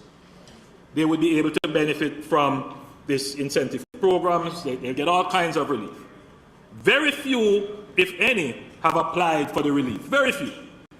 In a recent article in the Sunday Observer on June 27, 2021, a developer explained some of the reasons why developers were hesitant to take up the incentives. Chief among his concern was the bureaucracy surrounding the program and the complications and potential delays which could affect profitability of a low-margin development. Madam Speaker, there is clearly a need for a more coordinated and strategic approach to stimulating and attracting private capital in areas in need of urban development. It can't be, Madam Speaker, that all the investment is going uptown. And as it goes uptown, we end up in social conflict. So, Madam Speaker, in addition, so we have to do something proactive and instrumental to help guide what is really a market failure. That's what we have to do. So in addition to tax incentives, which, very important point, because the minister and myself on Sunday, we were debating the point. We were brainstorming the point, and we were toying with, what could we do? Further incentives, And then when you really examine the problem, the problem is not wholly and solely a financial problem. It is also a regulatory problem. That's at the core of it. So we're going to treat with the regulatory issue. So in addition to tax incentives, government has additional tools in the Housing Act. And not many people know of this act. Leader of the opposition, you're an attorney, you would know this one. The Local Improvement Community Amenities Act, 1977. Very powerful piece of legislation. But we haven't really used it. So we're going to pull the two acts together and we're going to use them. Well, when we used it recently in Minister Samuda's constituency. Right? So we're going to use them. And government, for the first time in decades, there's also another very powerful tool, aside from the legislation. Very powerful tool. A fiscal tool, but very powerful. Not tax reduction. But for the first time in decades, government has a clear pathway for capital expenditure. Absolutely. Yeah. We have a clear pathway for capital expenditure that we can program capital expenditure to target areas in which we are trying to stimulate the renewal. So, Madam Speaker, the government will therefore revisit the zoned areas under the tax incentive program for urban renewal with a view to including certain selected areas which are not now covered but aligned and in proximity to the government's capital expenditure program to improve infrastructure. This requirement for the program will be, the requirements, for the program will be reviewed to reduce unnecessary bureaucracy, and the government will use its powers under the various legislations where necessary to acquire parcels of land for the purpose of renewing and developing communities of affordable housing in urban areas.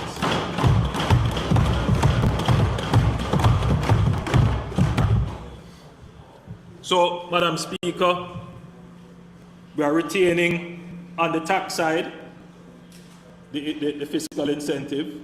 We're going to direct on the expenditure side or capital spending, and we're going to use the regulatory powers to drive the renewal of our urban communities.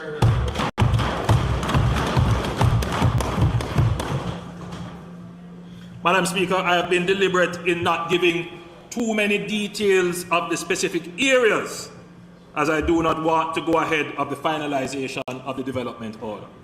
Neither do I want speculators to start to act in the market. Madam Speaker, what we are proposing here will be a game changer for our blighted urban communities and for persons seeking to find affordable homes in Kingston. This is planting the seed for peace, opportunity, and prosperity. Madam Speaker, Jamaica is a member of the High Ambition Coalition for Nature and People, which has set a target of a minimum of 30% protection of land and oceans by 2030. This means that Jamaica is actively pursuing the protection of 30% of its landmass and 30% of its marine areas by 2030. These targets reflect Jamaica's clear ambition to double the targets currently agreed by the United Nations Environment Programme of 15%.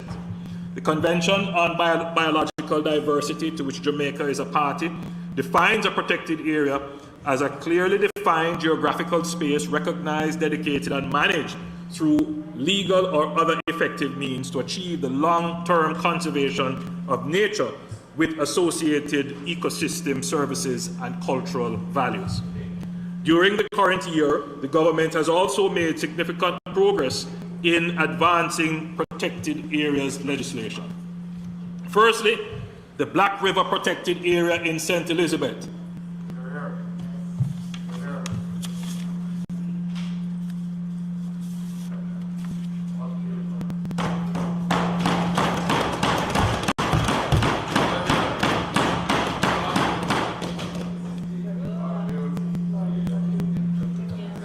This designation of the Black River Protected Area will preserve the natural and cultural heritage of the area, including the swamp forests, mangroves, beaches, seagrass, and coral reefs.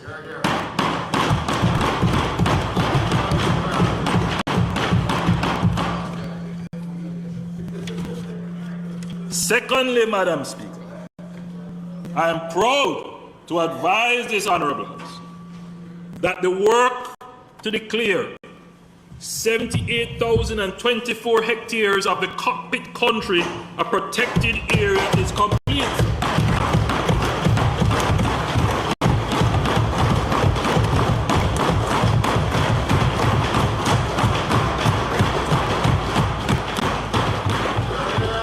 Again in my hand is the gazetted order under the NRCA Act, which provides binding legal protection to the area displayed on the map. It is important to note that the protected area is approximately 3,229 hectares larger than the 74,726 hectares which was announced in 2017.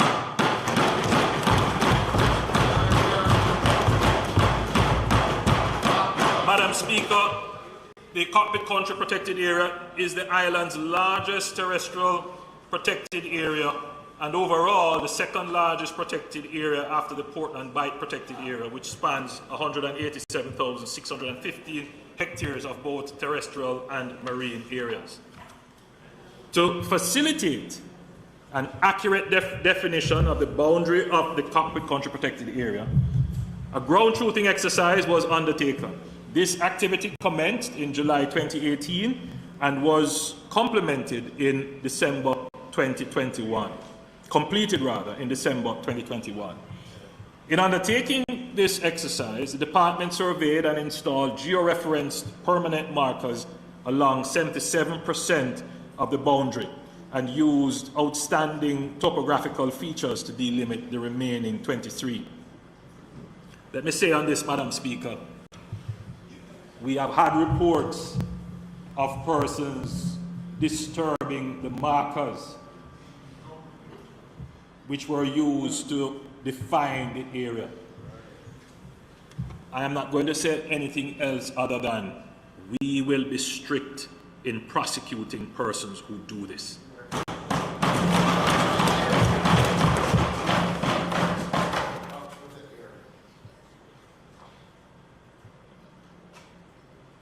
Madam Speaker, we have also included an additional 841 hectares of the clawed back area under mining lease SML 173, that famous mining lease, within the boundaries of the Cockpit Country Protected Area.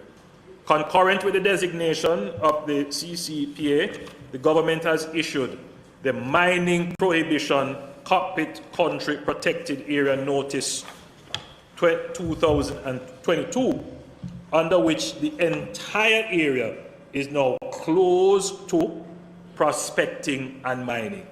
There will be no mining in the Cockpit Country Protected Area. You know what? Let me not go there.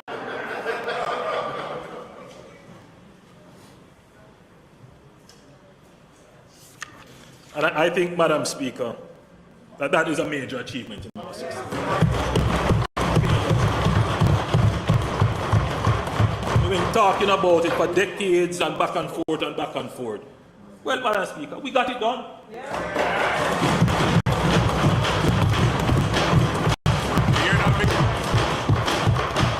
Madam Speaker, there is more to come. In the upcoming financial year, we will move forward with the protection of the Pedro Keys and the surrounding waters. The work in this area is far advanced, and we will protect 82,200 hectares of land and marine area. In addition to this, Madam Speaker, the government will move to create a designation under the NRCA Act for ecologically sensitive areas. This will provide a greater level of protection for areas with particular environmental sensitivities. The government has already identified 16 such areas, 9 of which will be in the coastal zone. The Great Bay area in southwest St. Elizabeth and the Dry Harbor area in St. Anne are on the list for protection.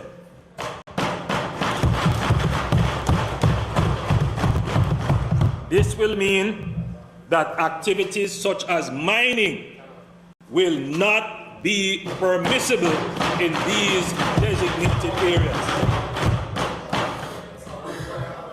It will be defined. You will see it. You'll see it. The important part of the statement is that there will be no mining there. Madam Speaker, the addition of the CCPA and the completion of the new designations, we will be well on our way to meeting the target of 30% of land and marine areas under protection by 2030. That, Madam Speaker, is a big achievement. Madam Speaker, this government is protecting Jamaica's environment for future generations and sowing the seeds for peace, opportunity, and prosperity.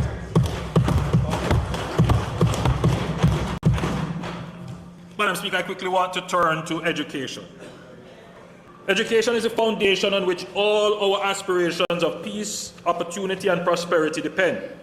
The root cause, and therefore the solution for all our economic and social ills, poverty, crime, and violence, economic stagnation, lies in the education and socialization of our children. The pandemic has had a devastating impact on education. While there have been many notable successes in getting children tablets and computers, as well as expanding internet access, the learning loss over the past 2 years has been incalculable. Jamaica is not unique in this regard. UNESCO reports that schools closures impacted approximately 1.6 billion children, or 94% of the world's student population. Madam Speaker, I want to thank the many principals, teachers, school workers, parents, and students who have done their best to persevere in the most difficult circumstances. Nothing could have given me more satisfaction than to see our children returning to full face-to-face school. Madam Speaker, we have budgeted approximately $1 billion for the upcoming fiscal year for temporary teachers to help our students.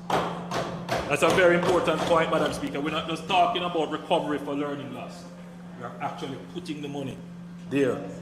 Since the recent launch of our extra lesson program to help with the recovery of 2,100 students, 2,100 students have registered for the online extra lesson program, and 11,926 students have registered and are now engaged in face-to-face extra lessons.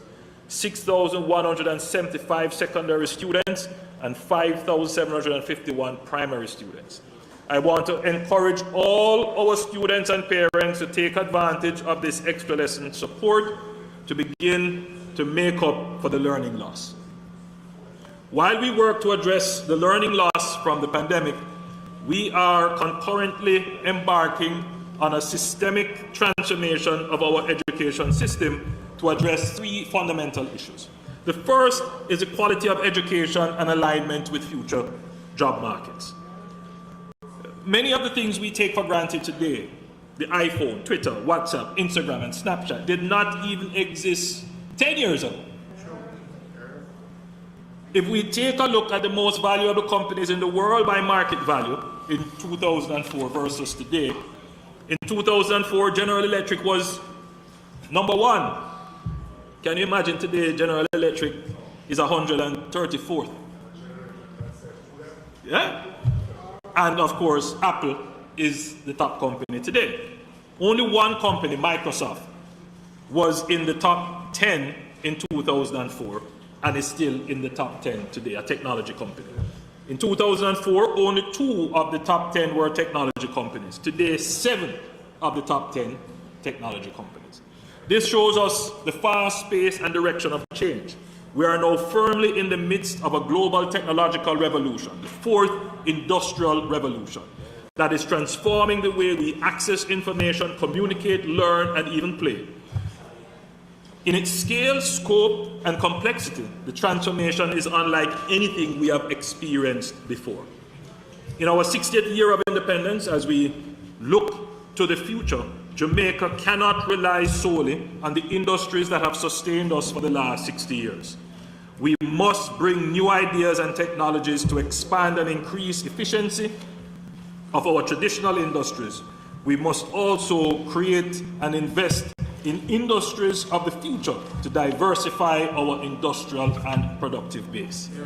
The World Economic Forum, in its Future of Jobs report, estimated that by 2025, 85 million jobs may be displaced by technology. However, the report also estimates that 97 million new jobs will emerge that are more adapted to the new division of labor between humans, machines, and algorithms.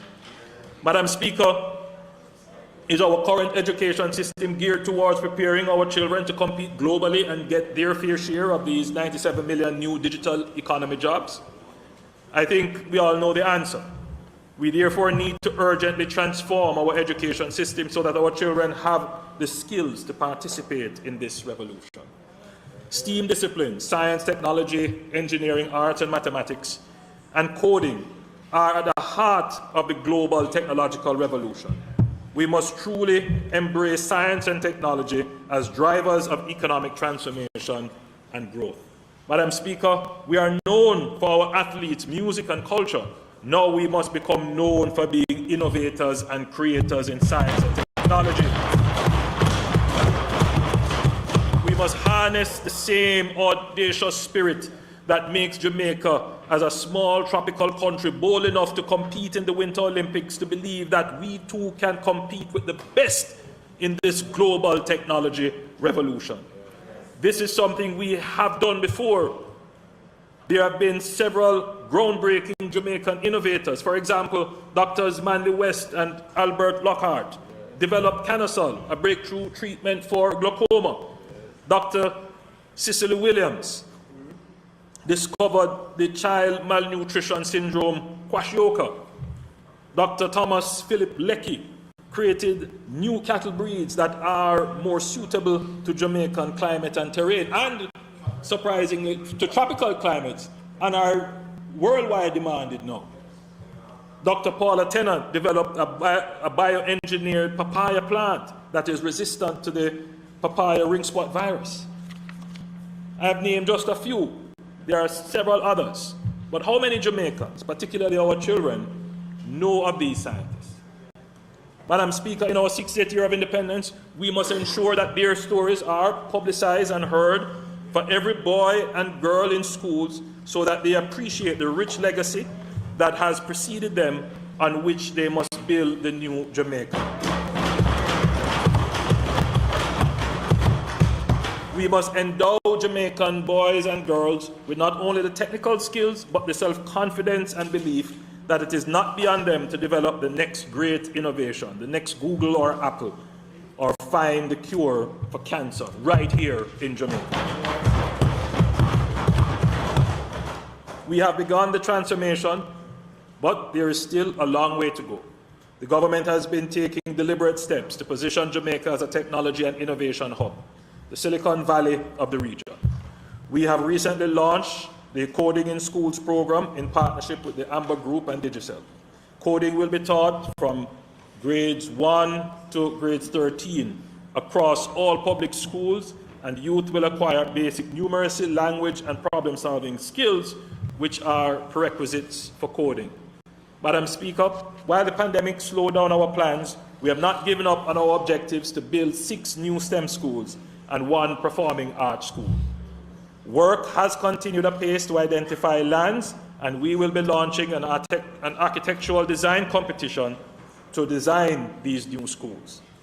The second core objective of education transformation is the restoration of societal values.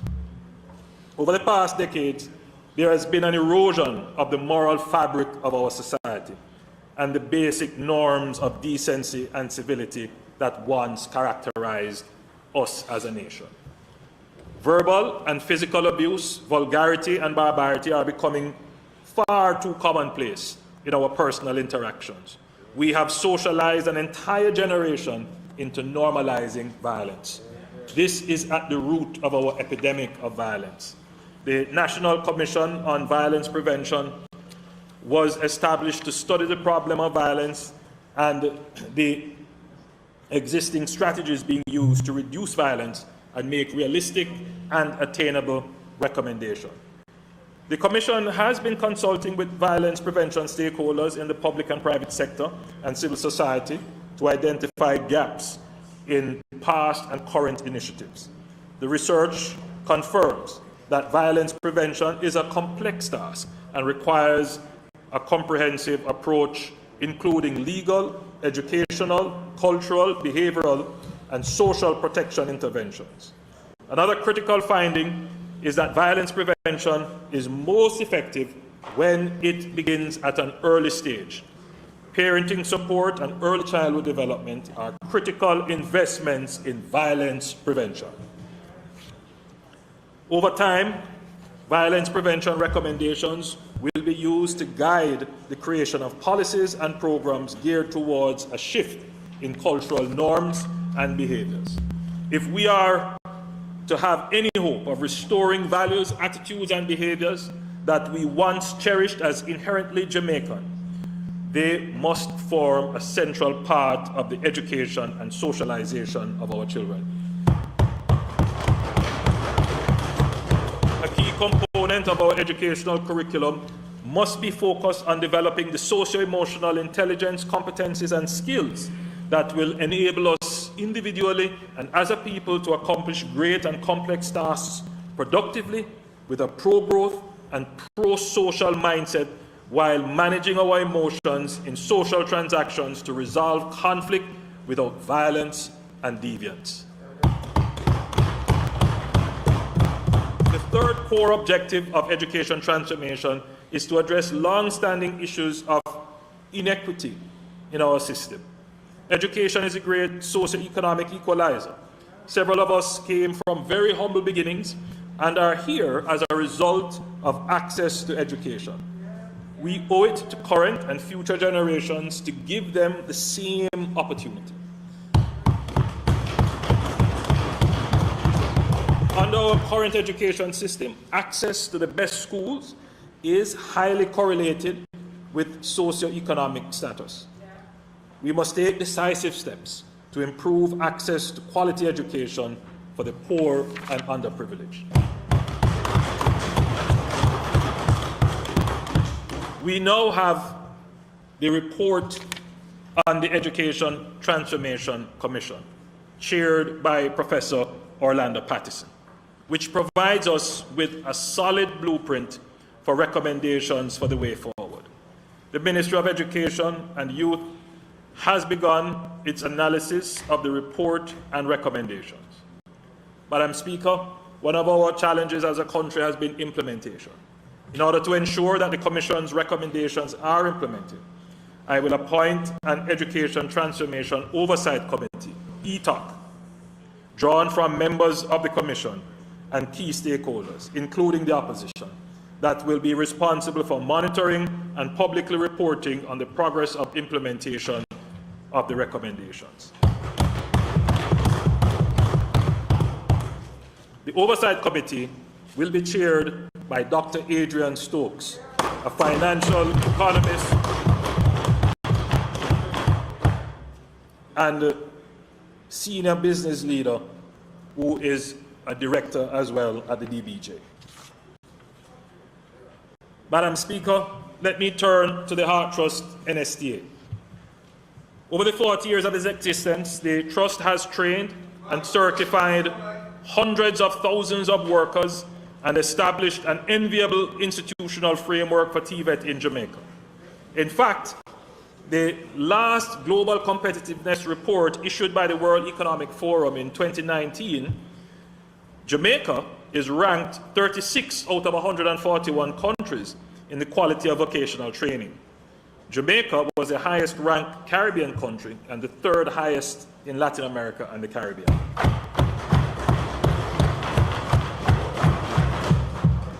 Madam Speaker, while we work to strengthen the governance of the Trust and refocus its strategy to improve its effectiveness, let us not throw out the baby with the bathwater, proverbially.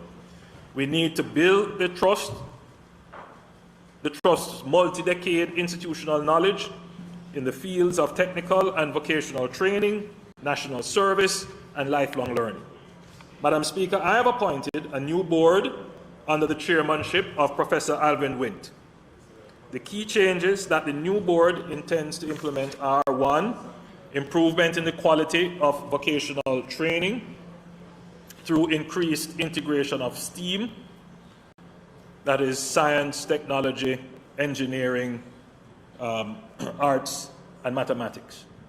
A shift in the training model to a greater focus on industry attachment through apprenticeship, reintroduction of service corps to increase engagement of unattached youth and strengthen national service in environmental management, geographic information systems, infrastructure and construction, document management and digitization. And we will increase our engagement of at-risk youth.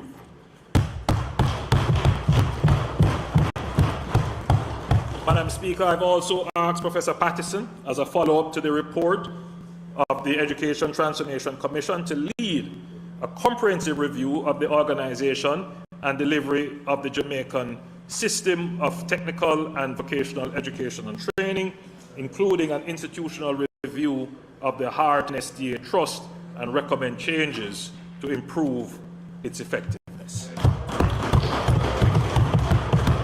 Madam Speaker, this government is transforming our education system and sowing seeds for peace, opportunity,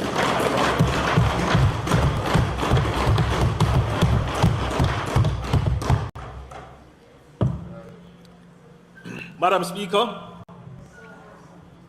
this government has always viewed development of infrastructure as a key driver for progress and a critical enabler for productivity, job creation, poverty reduction, and sustainable economic growth.